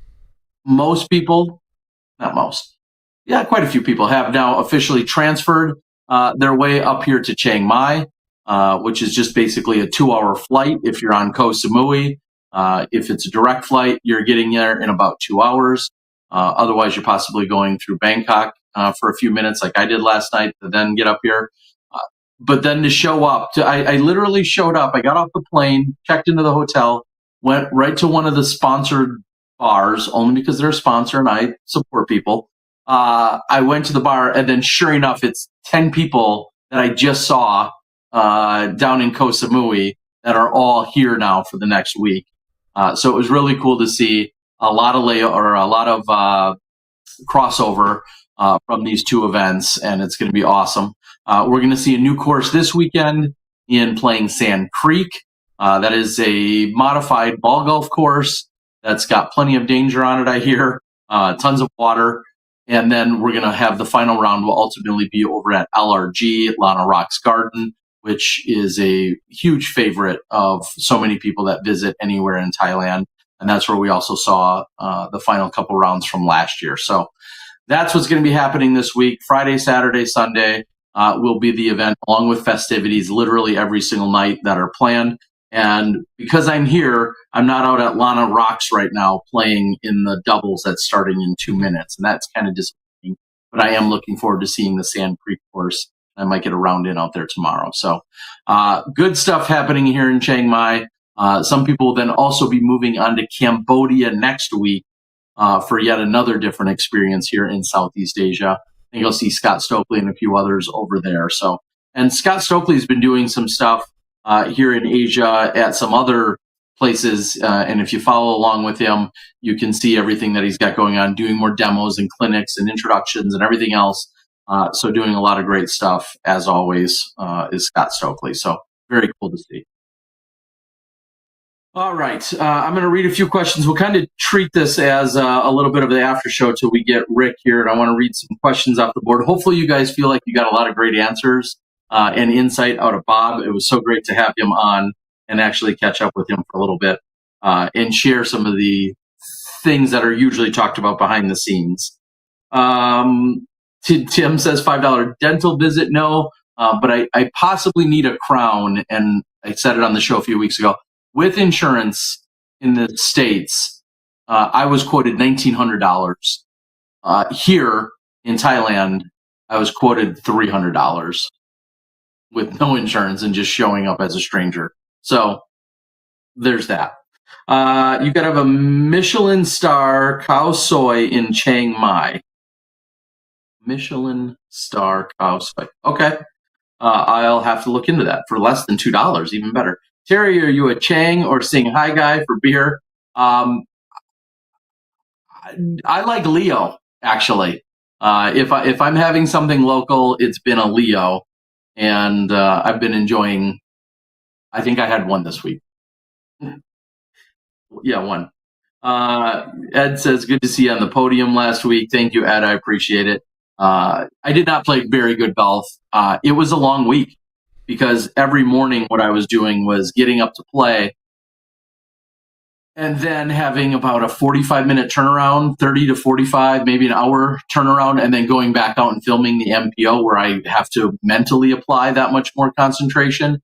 So it just made for a very long week. I did actually go to bed earlier than normal most nights, and things weren't too crazy. But in that heat and humidity and for a guy who never plays, it actually was a little bit exhausting, but it was a lot of fun. Someone says, when is Rick going to acknowledge my pick on Twitter where he somehow makes the background picture and he collects his first pro win and I get my first MA4 win? Yeah, I don't know. I mean, Rick photobombing you. I mean, come on. What is that guy doing? I'll go for a Leo over those two as well. Yeah, there you go. How many internationals have you got? International aces? Maybe 3 or 4. I got one in Singapore last year, which or Malaysia. Yeah, I think I probably have 3 or 4. Kyle Dolzer says he knows a dentist who can hook you up. Ah, okay, yeah, maybe his wife. Could be. What are the odds we're gonna get an MRV, Terry? Zero. I know.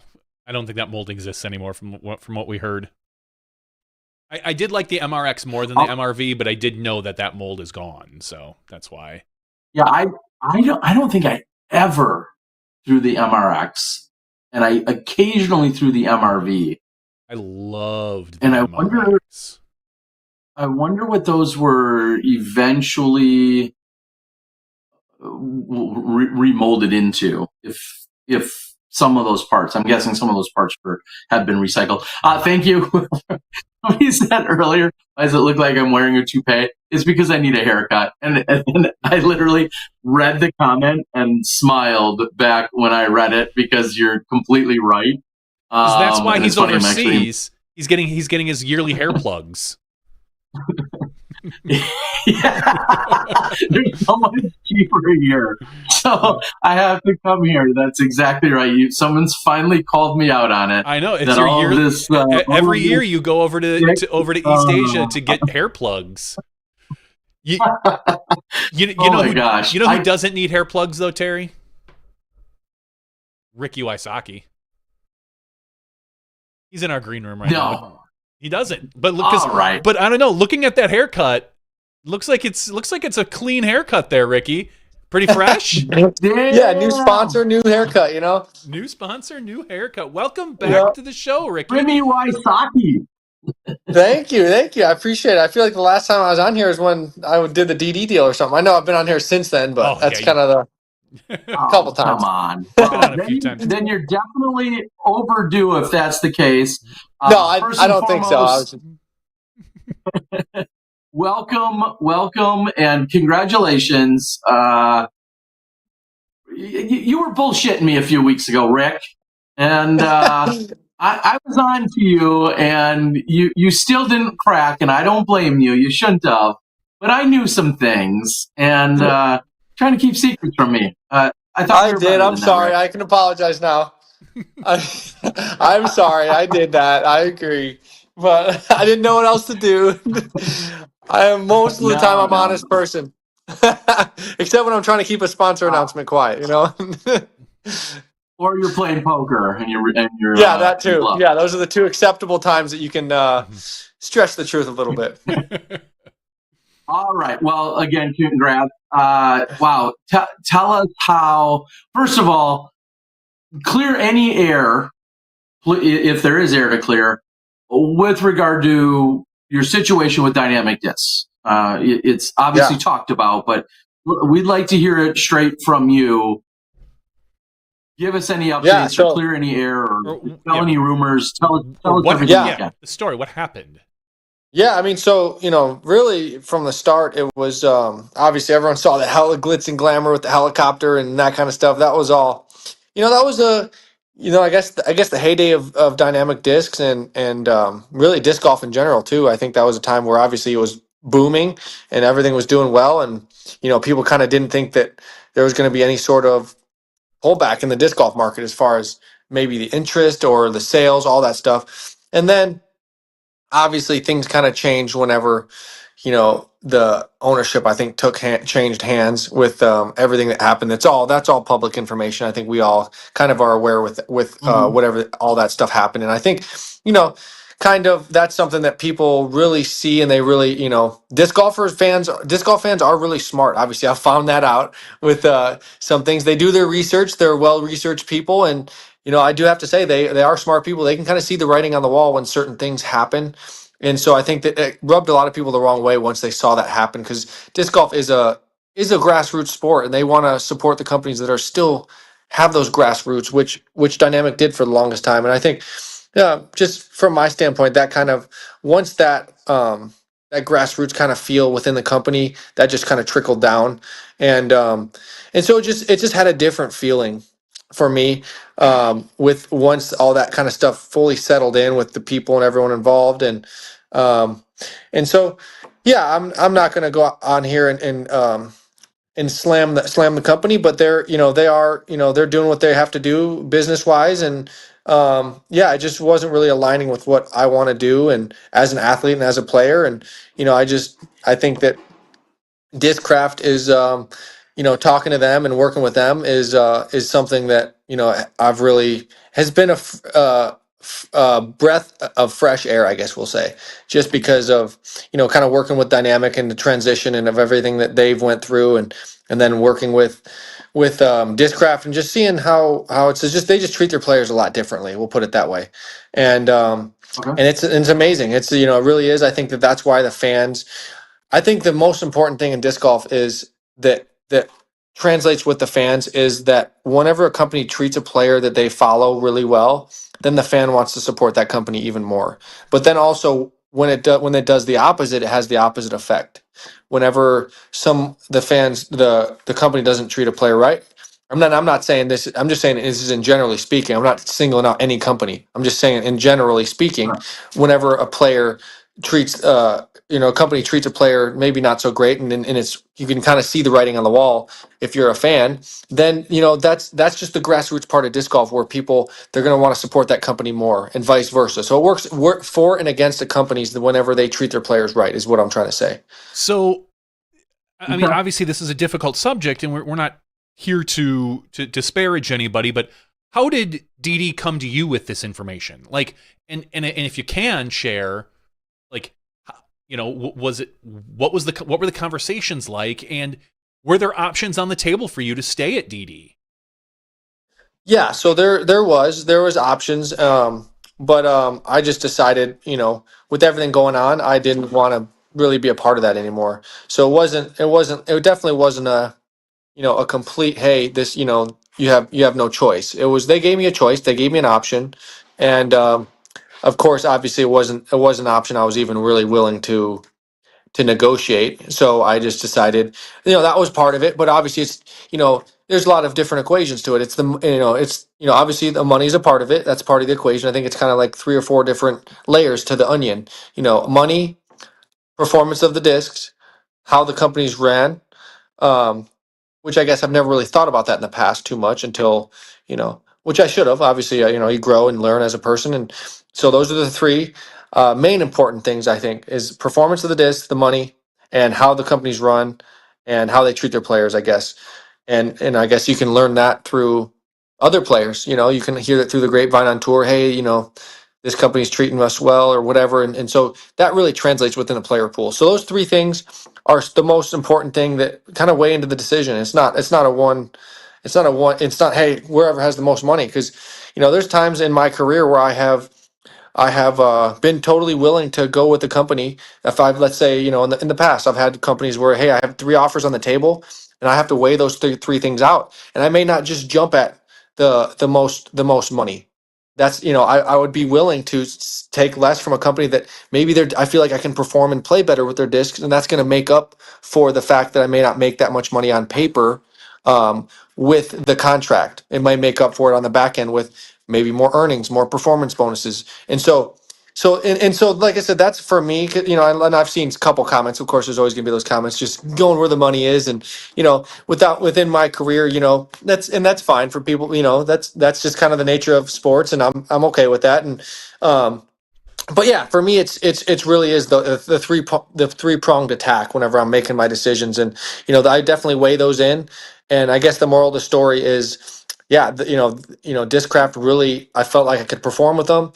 I felt like I was getting, for the where the market's at right now. I'm getting good pay, and the people and the teammates that I'm going to be associated with, the management, all that different stuff is all things that align with what I want to be a part of. And so I think that is a whole, and they checked all the boxes. And yeah, it's great. And like I said, it's obviously something new, and we're in the cupcake stage right now, and everything's great. But yeah, it's, I do think, I do get a good feeling, and I, obviously, things can change, but I don't think they will. I think that they're really genuine people at Discraft, and they've been around for a long time. And I got to meet Jim Kenner too. That was really cool. A lot of respect for him and what he's grown his company into. So that was something I'd known about him, but I never really met him officially. So I met him walking around the factory, just hearing the stories about him growing the brand and grinding in disc golf like I'm doing, but he did it on the business end, growing this crazy big company to get where he's at today. Starting from grassroots in this, probably early '80s and all the way through the '90s, and seeing how big his baby got with hard work, and Yeah. so, like I said, it's kind of cool. So, Yeah. obviously, One of the obviously, I would say, hold on, Terry. We talked to Bob right before this, Julio, who we had on, and phenomenal guest. He had said how he had been. You guys have been in communication for years, talking, chatting, whatever. So maybe it made it a little bit easier to go from DD to Discraft. But were there other options for you this season? Did you have like were there other conversations with other companies on the table this year? Yeah, so I had options on the table. Of course, it was just, I believe it was mostly, I had three options. Okay. And so I was able to kind of weigh through those options. Well, obviously, once again, the money, the discs, all that stuff, the people involved with the companies that I'm negotiating with. So yeah, I did have offers. It wasn't like, hey, that was the only offer that I had on the table. There were offers out there, and I actually almost went a different direction actually. So in the very beginning, there was a point in time where I was 80 or 90% probably not going to Discraft, and then things changed. That's kind of how quick things can change when you're in that negotiation period of negotiating contracts. Is someone signs or someone pulls out of a certain contract so they have more salary cap or so to say for certain players. So in the offseason, things can happen behind the scenes really quick with hey, this person, bailed out of their contract, they're not going to sign. So, he went over here. So that opens up, just moves the kind of money around, I guess, in salary cap and what companies can do with the wiggle room and all that different stuff. So yeah, it's crazy. I think that it's cool to have the announcement, but a lot of the back end phone calls and texts, was December and most of December and January was phone calls and texts with different companies, different team managers, and Blake Schaefer helped me a lot, and then yeah, so my team, I had to JT's been helping me a lot. He's a kind of a new guy on my team that has been helping me a lot as well, and he so yeah, just kind of a team effort for sure. And like I said, that just the point of contact and with all the different companies is it's a lot of work. Well, one of the biggest conversation pieces that we had before we had Bob on, and then even with Bob, and now here you are, is the fact that you're on the same team as Macbeth, which that happened before. You guys were, teammates at Innova in a totally different era, but you guys were teammates at one point there. You two have created one of the greatest rivalries in disc golf since we've seen Kenny and Barry. You guys were that kind of that next big rivalry. And there's obviously been, I don't mean to disrespect any other great players that have come along, through those eras as well. Your Felbergs and your Dosses and your Jenkins and all of those guys as well, of course. But you two have been that story for 10 years. It's talked about all the time. Now here you are on the same team, and it's kind of been built on the back of first Val switching over, but then Paul coming over and kind of rebranding all of Discraft as that happened. In what world are you and Paul Macbeth on the same team? That's my question. How is that possible? I guess 2025 disc golf, dude. Things are crazy. But yeah, I mean, to be honest, it kind of did weigh into my decision a little bit. It made it, just because we're rivals, like it's hard to really want to be on the same team. But at the same time, it's, disc golf is an individual sport at the same time. It's not, it's, Luka going to the Lakers, he's a teammates with LeBron, but because they are like, that's how you win games and that's how you succeed is through a team. We're on the same team, but that's like saying, a golfer, they're on this, you don't know who's on Scotty Scheffler's team. Like, you don't know, you know, you don't really know who that is on Team TaylorMade. Like, I don't know. I just know that Scotty Scheffler, whoever, I'm sure there's players sponsored by TaylorMade. So it's like, with the individuality of our sport, yeah, it is a little weird. I'm not going to lie. There is that rivalry that we've created, and so now it is a little strange to be on the same team. But it also doesn't change the fact that if we come final round lead card of a tournament, we're going to be cutthroat. We're trying to win. There's going to be Raptor legs. There's going to be the Paul moments where he's fist pumping. That is not going away, and I'm sure that'll happen again. And it might feel a little different, but I guess it's kind of a rivalry within the team, which may be a good thing. So yeah, it is a little weird. 100% agree with that, and that is an honest take that is very real. And yeah, I definitely feel that too. It's something that I definitely feel, that it's not something that I don't feel and don't recognize, and of course I'm aware of. And that's but that being said, like I said, there's still a positive there, I think, too. We can still have the rivalry, and I don't think it's really going to change our relationship too much, to be honest. Well, what the question is at the first team potluck, are you calling him to make sure you both don't bring the same, casserole? No, I guess definitely, probably not. That's so funny. Probably be in Florida since it's a Discraft event at his course. Yeah. Okay. And to be honest, Bob said it might motivate Paul because, quite honestly, as much as there's been a rivalry for a decade between the two of you, as of late, some injuries with him, obviously baby and other things, he hasn't been playing at your level. It's been you and Gannon and you and AB, and those have been more of the more recent conversations. So I'm not delusional in saying like, hey, you guys are both battling for the win week in and week out like you used to be. However, do you see this motivating either you or Paul in a greater way? I mean, for me, it's the money and stuff. It's always been I guess the motivation, like what you're saying, the money and the contracts. That's all been, of course, stuff that I've never take for granted. I'm always thankful for it. And but the one thing that hasn't changed through it all is the number one thing is that my passion for the game. I love playing. I love competing. It's what I know. I've done it since I'm 15 years old. So it's not something that I started doing, and that's one way I can kind of portray my love for the game is that when I was 15, 16 years old, the top players in the game, weren't making any money. They were, I mean, relatively speaking, compared to now. It's like, hey, maybe the top player makes 120,000, which is still good money. Don't get me wrong, but like that's if you're like winning every tournament and collecting, doing absolutely everything perfect in that time frame. And so anyways, that being said, it's just I've always had a passion for the game, and the money's kind of been a side effect of just the love that somehow of me getting good at the game of disc golf and being able to compete and play at the highest level is and so I'm running with it and doing everything I can to continue doing that for as long as I can, and I know everything else will fall into place. And it's yeah, of course, like I said, the money is definitely a factor, but it doesn't change any of the stuff that my morals compass as far as what drives me to be the best disc golfer I can be. We just saw you at the Memorial throwing all DD, of course, because that's before the announcement. Have you had a chance to how long have you had a chance to play with some of your Discraft plastic? Because you've known this was coming, and the season's only 3 weeks away. So, like, what does that look like for you? And it's no, that's a great question. So yeah, it was tough because I was throwing Discraft at the time, and I kind of just didn't think I was going to play the Memorial, so I was kind of throwing my Discraft bag a little bit.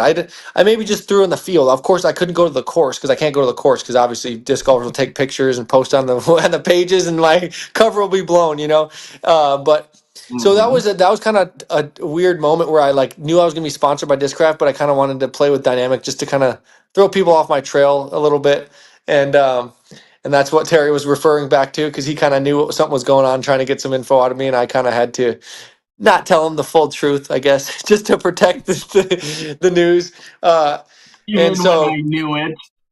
Yeah, I knew you knew it. I mean, I still couldn't let you know that I knew you knew. So yeah, I mean, it was awkward a little bit just not being able to go to the course and throw and practice at my local courses. But I still have been going to the fields after the Memorial, which has been a couple weeks now. And I just actually played my full round on the course today because it's announcement day. So I filmed a YouTube video. Joey Tamale is in town. I flew him out to film some of my YouTube videos for my channel, and he came out. We filmed my first official round at the course because I've thrown a little bit in the field, but I haven't actually played on a physical course. So that was kind of nice today, and got to film that first official Discraft round. And so yeah, I think there's going to be a learning curve, but I think for me as a player, I've obviously been to a lot of different sponsors, so I feel like that's actually an advantage to be able to learn how to change, learn how to throw new discs, and be quick with it, and a quick learner, I guess, so to say. And I think I'm going to be able to do that again, and be ready. Like I said, I'm not 100% sure that I'm 100% sure that I'll throw enough shots to be ready and have the bag that I need to play and win and do well, and that's really what matters. But I'm sure there's going to be slow tweaks of like shifting a couple 2 or 3 discs here and there in and out of the bag. I think probably by the Texas swing will probably be a good time where I'll probably be really fully dialed. Florida may be a little sporadic where I might not have my bag fully set. We heard Germ when he went to MVP talk about like the new mid range he had, the hex that he loved. Now Innova didn't have anything like it, and blah blah blah blah. What has surprised you from Discraft? Like, what's the Discraft? Yeah, no, that's like oh wow, like this is cool because I didn't have Maybe I didn't have something quite like this with DD or something along those lines. Because we all know every manufacturer can pretty much Yeah. fill almost any slot these days, but there's For little sure. discs here and there. Yeah, no, 100%. I threw the buzzsaw today, and I was like, I'm a pretty. I feel like I'm not the best like mid range thrower in the world. That's not. I wouldn't say that's necessarily my forte. I'm still good at it, but I threw a buzz shot on one of the holes at Vista today that I normally throw my mid range and it within 20 30 feet of the basket. I threw a similar shot in that same speed shot. Just I went like 80 feet long of the basket, so I was just super surprised at the glide of it. And like you said, there's a lot of companies make a lot of discs that do a lot of different things. That's and fly similar and feel whatever this similar, but for some reason the buzz, and you always hear people say it. I didn't really throw it that much as an amateur before I was sponsored by anybody. I threw it a little bit, but it just has so much glide. It's got like the perfect amount of glide, like pushing glide where it goes forward and straight and doesn't really hyzer or turn too much. So it's just such a good. Every disc has that one flight where it flies the best. The buzz flies just so good on a straight line. If you throw it straight and throw it the right angle, it's just going to glide forever. And I felt like I threw a 450 and I threw it like 80% mid-range shot. And I was like so surprised. So that was one disc that definitely surprised me today. And then the Luna, the Luna also as a throwing putter. So that was it's just so pure. It's it's just that you always hear people, oh, it flies so good on the certain line that you throw it on. Well, that putter for me really does. Like if you throw it on hyzer, it's not just gonna fly on hyzer, it's gonna like glide and push on hyzer and actually get a lot of distance. So it's actually like it's weird, and you see AB do it, but it's like a distance throwing putter. It sounds kind of weird, and it's something that I've never really even experienced before, but it just glides forever without really being understable. So it's just and those are the two things right now. I'm sure there'll be more things that I find down the road, but yeah, it's obviously a small sample size right now because I haven't thrown a ton, but yeah. Yeah, that was. I got a two-part question to that. One, people are going. You just kind of give us a little insight as a couple discs you'll be throwing, and I want to talk about the putter you mentioned in your release video. But two, maybe first is, will you actively? Maybe it's petty, maybe it's not. Will you actively avoid or embrace any of the Paul McBeth signature discs? Well, yeah, that's a good question. I mean, I'm not. I'm not gonna say I'm gonna avoid them, but I'm not gonna like go after them and pursue them. I'm not gonna. I'm definitely. So I guess that kind of answers your question. I'm not gonna go out of my way to throw them. We'll put it that way. How's that? Well, isn't the Luna one? No, there's No? there's Lunas that are just Okay. basically stock Lunas. Yeah, Stock yeah. Lunas. Okay, I wasn't sure. Yeah. That's the one I was throwing. So Yeah. talk about talk about the putter that you were mentioning in your release video. The skin, the feel of it, so on and so forth. What's the plan there? Yeah, so obviously, Discraft, they give you the full range. That's the really cool part. They give you the full range to design a mold, work with their design team, all that stuff. Work with the plastic, the profile, how it flies, how it feels. So you're actually getting hands-on with them, which I've never had before. Of course, I worked with companies on molds before. That's had my own discs and all. That's all stuff that's happened in the past. But with Discraft, what's different is you're actually like giving them every detail, and they're going back. All right, and they'll overnight you a putter. All right, how's that feel? Oh, let's change this. And they're so open to changes to get it to exactly how you want it. And so that's really cool to be able to accumulate as much knowledge as I have. Obviously, I still got I still got a lot of time left in the sport, but I've accumulated a lot of knowledge in discs and how they feel, how they fly, how the profile affects how they fly, and all that different stuff. So I'm able to offer that and what my preferences are, and they're gonna be able to use that and make a disc specifically for me. And so for my putter, obviously kind of like what the dagger, everyone knew me for the dagger. Well, the reason why I liked it is because it had like a thick lip. It was like a wide rimmed putter, whereas most putters, let's say, are like a little bit smaller, shallower. The dagger and the my Discraft putter as well, they're going to be similar for the simple fact of they're a lot thicker and a lot and for the reason I like that is because they have more putters like that. For me, I feel like they have more glide, and there's not that many out there. I think Innova maybe has the whale and the dagger, and then this putter. We're not really sure what it's going to be called yet. But yeah, those are going to be the ones that have like I said, they're thicker, they're more deep dish like style pizza, I guess, as opposed to like a thin crust pizza, if you want to put it that way. And like I said, it has. So I've noticed they glide more, they stay in the air longer. So there's a whole aerodynamics reasoning why I like those kind of putters. I have bigger hands, so I like the hand feel of it. And so all those dynamics are getting taken into consideration for me, to where, that's just part of it, is the aerodynamics, how the feel of it, but then also the plastic. Hey, do you want to add certain rubber blends into it? Do you want to add certain things into it to give a certain feel, so that way your thumb on top is nice and has a good grip, and your fingers on the bottom have a good grip? So every point of contact with my fingers is going to be really important, because I'm trying to get spin, and that's how you get spin, is with your fingers. And how you get, if you have good grippy plastic, that's how I feel like I get the most spin, and that equals made putts. So it all is comes down to a science, and they're just totally willing to put in the work and the time and the effort and the resources within the company to make the putter. It's not easy. It's a lot of back and forth, and hey, oh, this, change that, and so there's just constant tweaks happening. And how close are you to being How many? the final locked in putter? Like, are you all set on it and they're ready to run it, or are you still a little bit here and there?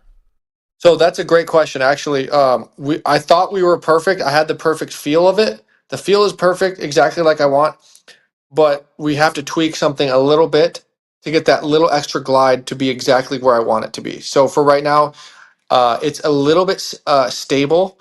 So whenever I'm putting with it, I notice a little bit more stability, like hyzering out a little bit, a good amount more than I want, and then a little bit of drop. So that's what I'm noticing. And that comes from the stability. So you get the stability right to left, and then you also get the drop that comes with the nature of the beast when you get a little bit too stable putter. So, but I'm still throwing it. I'm still throwing it a lot, and I'm enjoying it for that. It's just like I said, there's a couple tweaks we have to make with that. And the great thing is Discraft's willing to do it, and they're going to do it. They're not just gonna say, oh, that's the putter you got, like you got to work with it. No, they're going back to and making it exactly like how I want. I kind of feel bad because I know how much work that goes into it. I'm like, oh nope, need to do this, need to do that, change this speed, change that, and so I feel really bad because it's like, they're doing all this stuff to get this putter out to me, and then I putt with it a couple times. I'm like, nope, like I can immediately tell, like, hey, that wasn't it, and so I'm like, oh dang it, like I have to go back because I'm not, I have a tough time telling people no. I guess I'm not a yes man, but like I just feel like, they did a lot of work on it, and I just don't want to. I just want to piss in their pool and say, hey, like I don't. This isn't what I'm looking for. You got to redo it, basically. Like I have a tough time doing that. You just need to spend a week in Michigan. Just go to Michigan for another week, and then you can just dial it right in. That's true. It's crazy because whenever I was there, because I went there a couple of weeks ago, they were like pop a putter off the press, and it would still be hot. So I was putting with like a hot putter right off the press, basically, and trying to putt with it. And like, all right, let's change this, change that. And so I did do that a little bit, but it takes time. I mean, it takes a lot. I mean, we're probably on our fifth or sixth rendition of it. Yeah. You, of course, part of what you had also announced, we see a slight logo redesign, something that Discraft has really been leaning into. Bob talked about that. Just really letting you guys grow and develop as your own brands, even though you're sponsored by Discraft. So we're seeing a slightly, redesign of your logo. You talked about that quite a bit. Does this come along with other sponsorship adjustments or negotiations? Shoes, hats, apparel, bags, carts. You have a lot of those things going on. So talk about any of those changes or developments. Yeah, no, that's a great question. So I think, that's a good question, actually. And it's a question I'll probably have to ask Bob as well, is that, can I use that logo with other brands and other companies? Because I don't know the answer to that. So I guess that answers your question, is I don't know for that part. As far as the bag sponsorships and stuff like that, that's something that actually is kind of weird, because I had to wait until I announced my announcement to then go to the bag companies, because then they would know, hey, something's going on. Obviously once Didi announced it, I could have probably started the process. But now that the companies know where I'm going, they can kind of, there's nothing to really hide. And so I can go after the bag sponsors, the cart sponsors, and that kind of deal. So what I'm trying to do is I'm trying to do kind of a half and half sponsorship, where I do, because obviously I'm a cart player sometimes, and then I'm going to be in Europe for some of the time, which means I'm going to be play with the bag. So I'm probably going to do like a 12. I have like a 24 tournament season right around there. So it'll be like a 12 12 tournaments with a cart. So if I have a cart sponsor, hey, you're going to get 12 tournaments out of me, and then 12 tournaments with the bag. So that's kind of what that's an ideal world that I want to, those are the sponsorships that I'm trying to get. And I think it's kind of the best for the fact that I'm going to be, like I said, using a cart some of the time and a bag some of the time, and then that way I can showcase Yeah, my and you in the my past products that way. have been sponsored by. At one point, you were sponsored by Grip, but then you also have been very much on Cart Life, whether that's Zuka or Ridge Roller or whatever the case might be. Yeah, those are all. So, are you saying, and all of those negotiations are on the table right now? Whether it's a Squatch or an Upper Park or whomever, Pure, I don't know, name any bag, Yep. Pop, Yeah. whatever. All of those negotiations are still up on the table. Yes, definitely. So yeah, I got Okay. my team is on it. Yep, my team of I guess agents or managers, whatever. I got like 2 now, so they're kind of on it and they're helping me out. And what was that giggle? Just the fact that you've got people, you've got so many people Yeah, now that yeah. No, no, I like wasn't trying to sound it's a cool or nothing. funny. I was just had to think about it. No. Like I didn't take it as cocky. I'm just thinking Yeah, like yeah, we're at a point where you are saying you have multiple people in your yeah, camp, and yeah. I chuckle Yeah, because I think like we're growing. That's where yeah, for sure. professional disc. Yeah, and I think, the biggest thing is in order to be a professional, you have to put the time and effort in just like you did in order to get to a certain level in a sport. So I'm very well aware of that. And so it takes time. That's the other thing people don't understand. You're emailing, you're calling, you're doing all these things. There's a lot of behind the scenes work that goes into to doing that. And then on top of that, you have to have the business savvy, business sense to go back and forth on a level to where, I'm probably not comfortable doing that. I'm not a business savvy person, to be honest. I'm a professional disc golfer. There's people in the business world that have spent just as much or way more time even than I've spent in disc golf, which is like 15 years. And that's some people have been in business for 30, 40 years, who knows, so they're just, and so just like they say, let people do what they're best at. I'm best at what I'm doing, and there's people that are best at what they're doing, and you kind of got to partner together to get the best product. And luckily, I'm lucky enough and thankful enough that I have the resources and the wherewithal to know that I need that. And obviously, I understand like not everybody's in the spot in disc golf to where they, for one, need it or can even afford it. I mean, I think a lot of people need it. They just can't potentially maybe afford it or have the connections or whatever to really make it worthwhile for both parties. And so yeah, I think that's the biggest thing is just having people in place to where they can do it and help you simply because they're just much better at it. It's not that's a simple answer. They know what they're doing. Yeah. Are there going to be any other things out of the ordinary that we should expect, whether it's your touring or projects or anything else that you see in the works right now that are on the horizon for this No, year? so I think, yeah, nothing too crazy. I think that I'm going to be playing some of those go throw events. I'm going to be obviously my YouTube channel is something that's been important to me that I've been working on and people have been enjoying that. So that's kind of newish for me. I think in the last year or two I've really started to go hard with that and people and for me it's the biggest thing is just obviously YouTube's great. You make money, build a brand and all that stuff. But I think another factor of that is just seeing the positive, oh, I really like your YouTube videos, like just, getting that feedback, that really does mean a lot.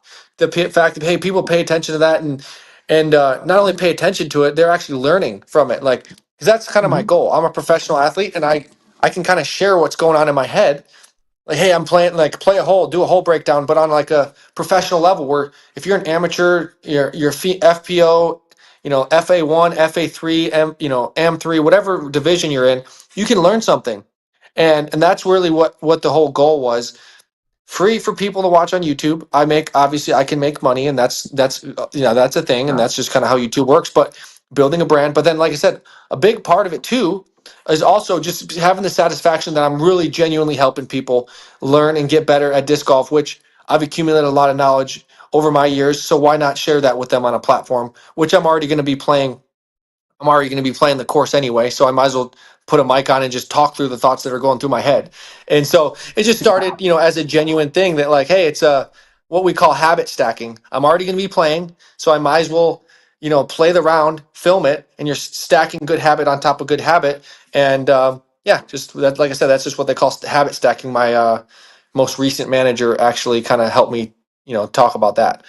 Another thing was I like love it. one thing I've been doing recently is like a ice bath. So I'm doing like a little live session and doing ice baths. I'm already going to be doing an ice bath, so I might as well talk to people while I'm swimming around in my ice pool. So Oh, okay. I just thought you were yeah, just announcing a for you fan OnlyFans page here or something. yeah, that's That's right. how we're getting Someone did say excited. that. Listen, we already Someone had did we say had that. one shirtless athlete on tonight. Dylan Cease happened to be wandering behind Bob, and That's hilarious. so we don't need two tonight. Although we wouldn't turn it down. That's hilarious. Yeah, you guys got subscription service? You need to start charging. We might, for the right money. Terry and I will do it shirtless Yeah, too. exactly. But it's Right. a lot of money. No. And you are not a co-owner of Brixton in any capacity. Is that fair? Or is that? Oh no, I am not. I know that's kind of been a thing, Adam, I'm and asking every player. that's so funny. Yeah, no, I'm not. Are we going to see a return of the Raptor suit? I mean, we've got the Raptor Oh, that- disc. I know that's true. I don't know about that. I was hot and sweaty. That's what that was. That was like 90-degree day in California, and I was like a sweatsuit in that thing. But that was fun. And I took a genuine spill that really messed up my knee. Then let's not. Let's not. Right, yeah. How great is it to have the Raptor? I mean, because you have been the Raptor legs. It's like really a very perfect blending of what Discraft has had named forever and what you have. And so how nice is that for you? It's really cool. I think for the biggest reason is because whenever I started really running with the Raptor, they had already made that a disc. So so whenever I really wanted to get serious about it, they owned the rights to it, and I've always been kind of a little bit salty about it because I wanted it and I really felt like I was the most deserving of it. Like, of course, Yuli, he's family now. Like, even if he sees this, he'll understand. Like, I feel like Raptor legs, like I'm Raptor, like everyone knows me as Ricky Raptor doing the celebration, all the whole 9 yards. And so, yeah, it was just, I've teased him about it before in the past. Like whenever it first came up, like, oh, dude, come on, just let me get that. Like, let me buy the rights. I'll buy it from you guys. And just teasing him about it. And now it's awesome full circle moment to be able to, like you said, actually have it and be a part of it and really, like, once again, genuine. That's a genuine part of my brand that they're capturing and people know me for. And so it's just, it's awesome to have that, be able to throw it and throw the Ricky Raptor. So cool. How much did your brother-in-law influence you for Discraft?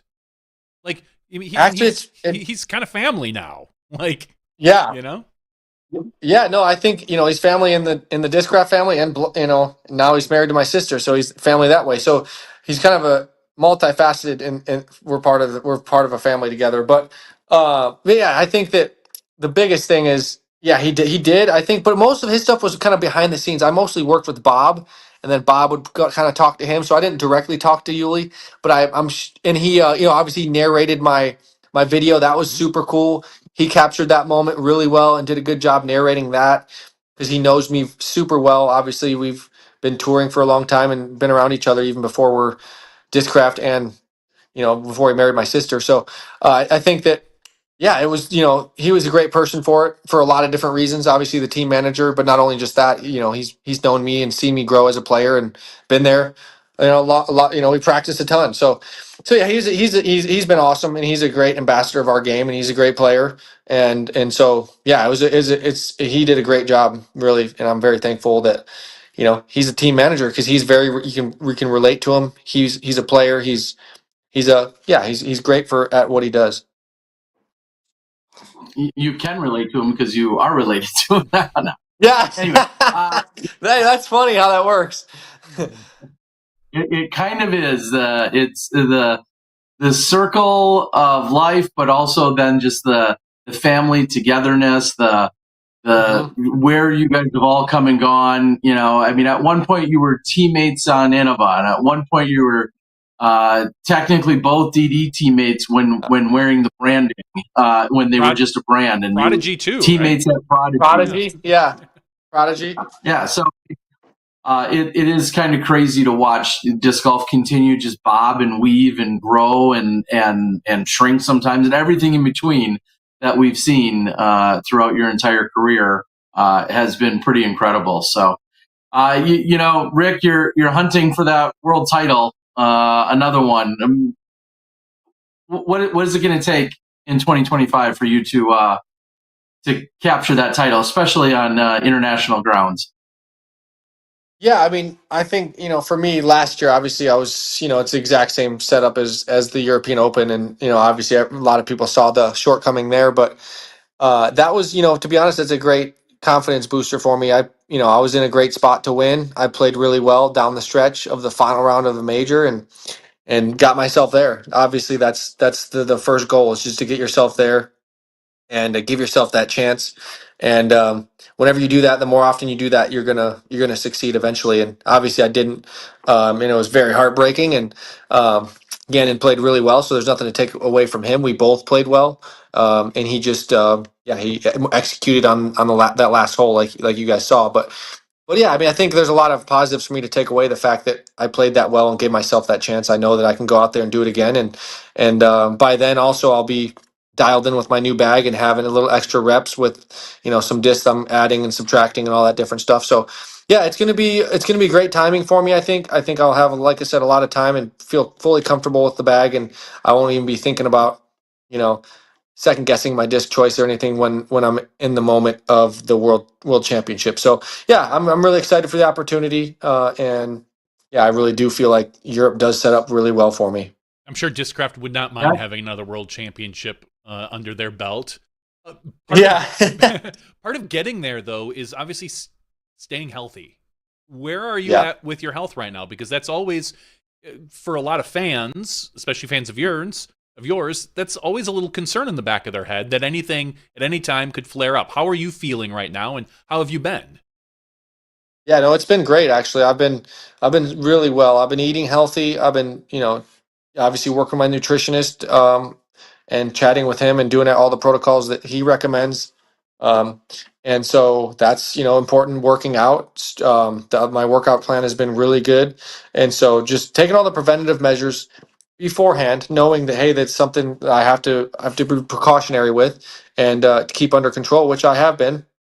And so my health is great physically, as far as, my body, the joints. There's no sort of, I don't go to the course and have elbow pain, nothing like that.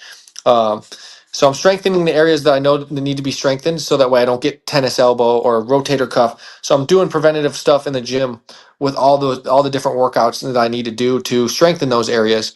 And so from that standpoint, I'm doing really well. And then the Lyme, yeah, it's been like 2 years almost now. There were no symptoms, no nothing, and I really feel like I'm on the complete back end of it, to where I'm really don't think I'm ever going to have any sort of complications from it, which is amazing. And that's yeah, I'm just very thankful for that, and I really do genuinely believe that I'm on the back end of it. Like I said, it doesn't. I could wake up, a year or two from now, and it could happen, and that's a reality. But I don't. I really am genuinely believe that won't, just because of how much I try to be preventative of something happening, and that's, I think, very important.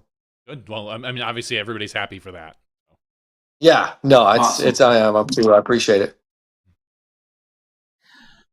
Rick, I personally have to get going. I'm, as I told you Okay. last time, I'm in Thailand Okay. time. Do you have, before we let you go, or at least I have to go, and maybe you're ready to go too, but Yeah. is there anything that is lingering, any rumor, anything you want to dispel, any nonsense you saw or read, or anything you'd love to like directly address head on, of like, I saw this and it's just dead wrong, or I saw this and it's Yeah. 75% wrong? Is there anything you'd Yeah. like to clarify or dispel or put out there?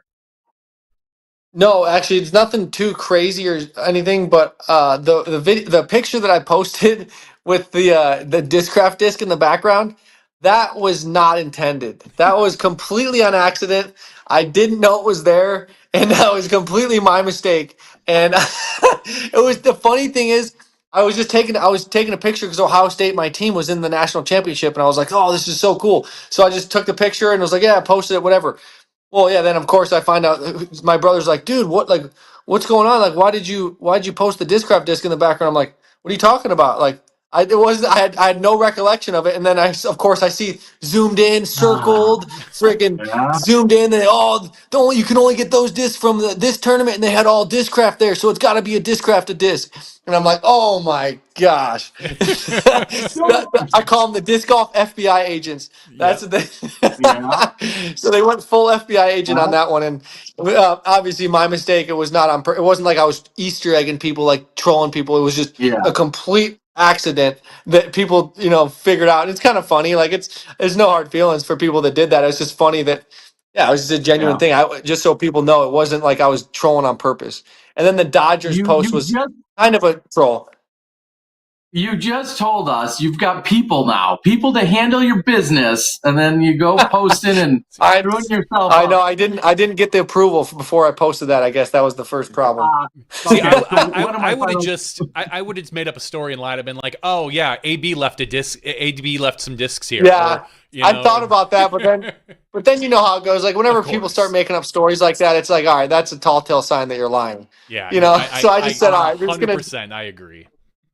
Will Yeah, your so I I just said left it it. before I knew we I said it before I knew we were going to have you tonight, but one of my final questions: will your brother be switching over and throwing Discraft, or is he going to be? I mean, because are they getting a steal? Are they getting a 2-for-1 deal practically, and in bringing your brother along? Yeah, so I believe so. Of course, the way Discraft goes is you got to earn your stripes, and I'm all for that. I think that's there's no better way to do that as an athlete, as a player. You got to earn your way up. So I talked to Bob about it, and I was just telling him like, hey, yeah, I want my brother to come with me. It's going to be a package deal, but obviously he's not going to be on. He's not going to jump straight into the top team. He's got to earn his way up, and I told Bob that. So he's gonna be on Discraft. He's gonna be on the street team, the lower level team, where he's gonna get it. A couple perks, nothing too crazy, but he's got to prove himself and not just be my brother. He's got to prove himself way Mhm. beyond that to get to any sort of jump up to get the perks and get all the different whatever the team below the elite team is. Sure. So that way, so he's in a position where he can work his way up. He's set up, and Bob is very reasonable about it. I'm reasonable about it. He understands what he's got to do to work his way up to a full blown sponsorship. So yeah, he's on the street team. He's putting in the work. He's practicing, and he's ready to level up his game and hopefully level up the ranks at Discraft. So I'm thankful that they give him the opportunity as well, and Cool. very reasonable for both parties. And like I said, he's not getting any sort of crazy deal, but he's got the opportunity. He's got a he's get some discs and a bag and everything he needs to get started. So that's great. Final question for you is: what are the details of your sponsorship? Any Bitcoin? Oh, yeah, he's gonna throw Was that one there in at I'm the not any? end. doing my job if I don't ask. Is there I'm any not of it doing in my job if I Bitcoin? don't ask. Is there any of it in What, No Bitcoin? what are the details no of your What are the Bitcoin. details of your sponsorship? I know you're very clear, Terry. I appreciate that. And I guess I didn't do my research enough to talk to Bob and ask him if he wants me to share that. So I have to be Okay. respectful of him. I know that's not the answer you want, but I have to do that. And let's say the next time I will, if I talk to him, I will, and I'm on here again. I'll make sure to share. All right. So If it's not, yeah. yeah, go I was ahead. going to say my final question then regarding your contract. We're seeing the Yeah. putter. Are we going to see any other discs? Is there plans Yeah. for like a Ricky line of discs? We've got the putter, and then maybe obviously with DD you had the General, which was crazy Mhm. overstable, and and Discraft has some things already like the Zone OS and the Nuke OS and all these other Mhm. OS discs. But are we going to see more Ricky discs? Yeah, so just like the putter, there's definitely going to be some stuff that I can have my hand in, so to say, in creating. And so obviously the putter is the first step, and there are other steps as well in the plan. So yes, to answer your question, that will happen, and we are in the works with it. We, like I said, want to get this putter out first, and have that kind of be our first showcase disc, the putter and the Raptor. That was our main focus, and we did that, and we're gonna obviously finalize the putter to exactly my specifications, and then once that's done, we will move into the next project. And so yeah, to answer your question, there will be a line of discs, and and obviously the Tour Series and all the different perks that come along with the Elite Series. I think, or the Elite Team, I should say. So the other cool thing, one that I want to add in with Discraft is like I'm coming into the team and I'm on the Elite Team with obviously a lot of other great players, AB, Adam, and Macbeth, all the other players that are still there. And the cool thing is like just like I said, earn your stripes is the most popular molds are with players that have been there for a while. So you can't just come in and say, all right, I'm Ricky, I'm on the team, I'm going to take the most popular Tour Series disc, like let's say the Buzz. That goes to somebody that's been there for a while, and so I can totally respect that. I don't want to come in and just I think Dickerson did that take it. though. He literally came on. I think he got the buzz right when he walked on that team. That's funny. So, well, I didn't know that, but that's funny. Well, I guess if someone doesn't want it, I think if you have the option to either decline that disc and choose a new one, but and how it is, it fluctuates. Certain molds are more popular certain years than others, but the moral of the story is that Discraft, it's basically like a hierarchy. Like if you want a certain disc and you've been there for a certain amount of time and that's your disc, you get that disc over me, which I think is really cool, even though obviously it would benefit me. That's not the point. The point is, hey, you got to respect that. And Discraft really does do that. And I think even though it doesn't benefit me, that's not the point. The point is they do the right thing by the players that have been there and earn their stripes. And so I think that, yeah, that's just a cool dynamic that they do with their team that I really, found out about. And I think it's cool. I think that's really cool. I agree. Yep. Awesome. Well, Rick, all right, guys. Yeah. I could talk to you for hours if you want to keep talking to Johnny. Yeah. Or I don't know if Johnny, you can go, but no, we'll close up the show. We do appreciate you joining. We're going to have a ton of follow-up. There's going to be a lot of chatter over the next few weeks. Yeah. It's going to be really exciting to see this next chapter in your career. And every Tuesday night, win or not, even though you win a lot, win or not, you're always welcome here. And I'm sure we'll be talking to you again soon. Thank you for joining. Awesome. Thank you, guys. Yeah, thank you, Ricky. Busy, so thank you for taking the time out to join us tonight. I know the fans love it. No problem at all. Thank you guys for having me. Really appreciate what you guys do for the game. Awesome. Good seeing you, Ricky. Pal. Take care. Have a good night. Good night. Thanks, guys. See ya. Bye. Appreciate you.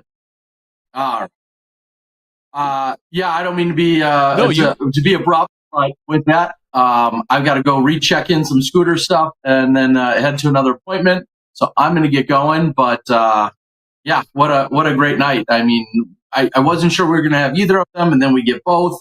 And I think we got answers to 100 questions that people would otherwise have. So it's awesome to see and awesome to hear. So, anything else, Johnny? No, not tonight. I think we've covered pretty much everything. Go get your crown and don't do anything dumb where you need a second. That could be. Who knows? And I'm going to get a haircut, so you guys won't have the toupee. Thank you, guys. Go get the Ricky cut. Huge thanks to Bob Julio. Huge thanks to Ricky Wysocki. Super, super excited to see, again, another huge chapter in just disc golf for such an accomplished future Hall of Famer. I'm really excited to see where things are going to go from here. So appreciate everyone. With that, this has been Smashbox TV Podcast 543 for Bob Julio, along with Ricky Wysocki and Johnny V. I'm the Disc Golf Guy. And we'll catch you next week, again, coming to you from Southeast Asia. We'll see you then. You step inside the Smashbox. Thank you to our $2 and above patrons. Your name is listed below in the credits. If you are interested in being listed as a producer in the Smashbox TV credits and supporting this and other fine podcasts, please visit patreon.com/SmashboxTV.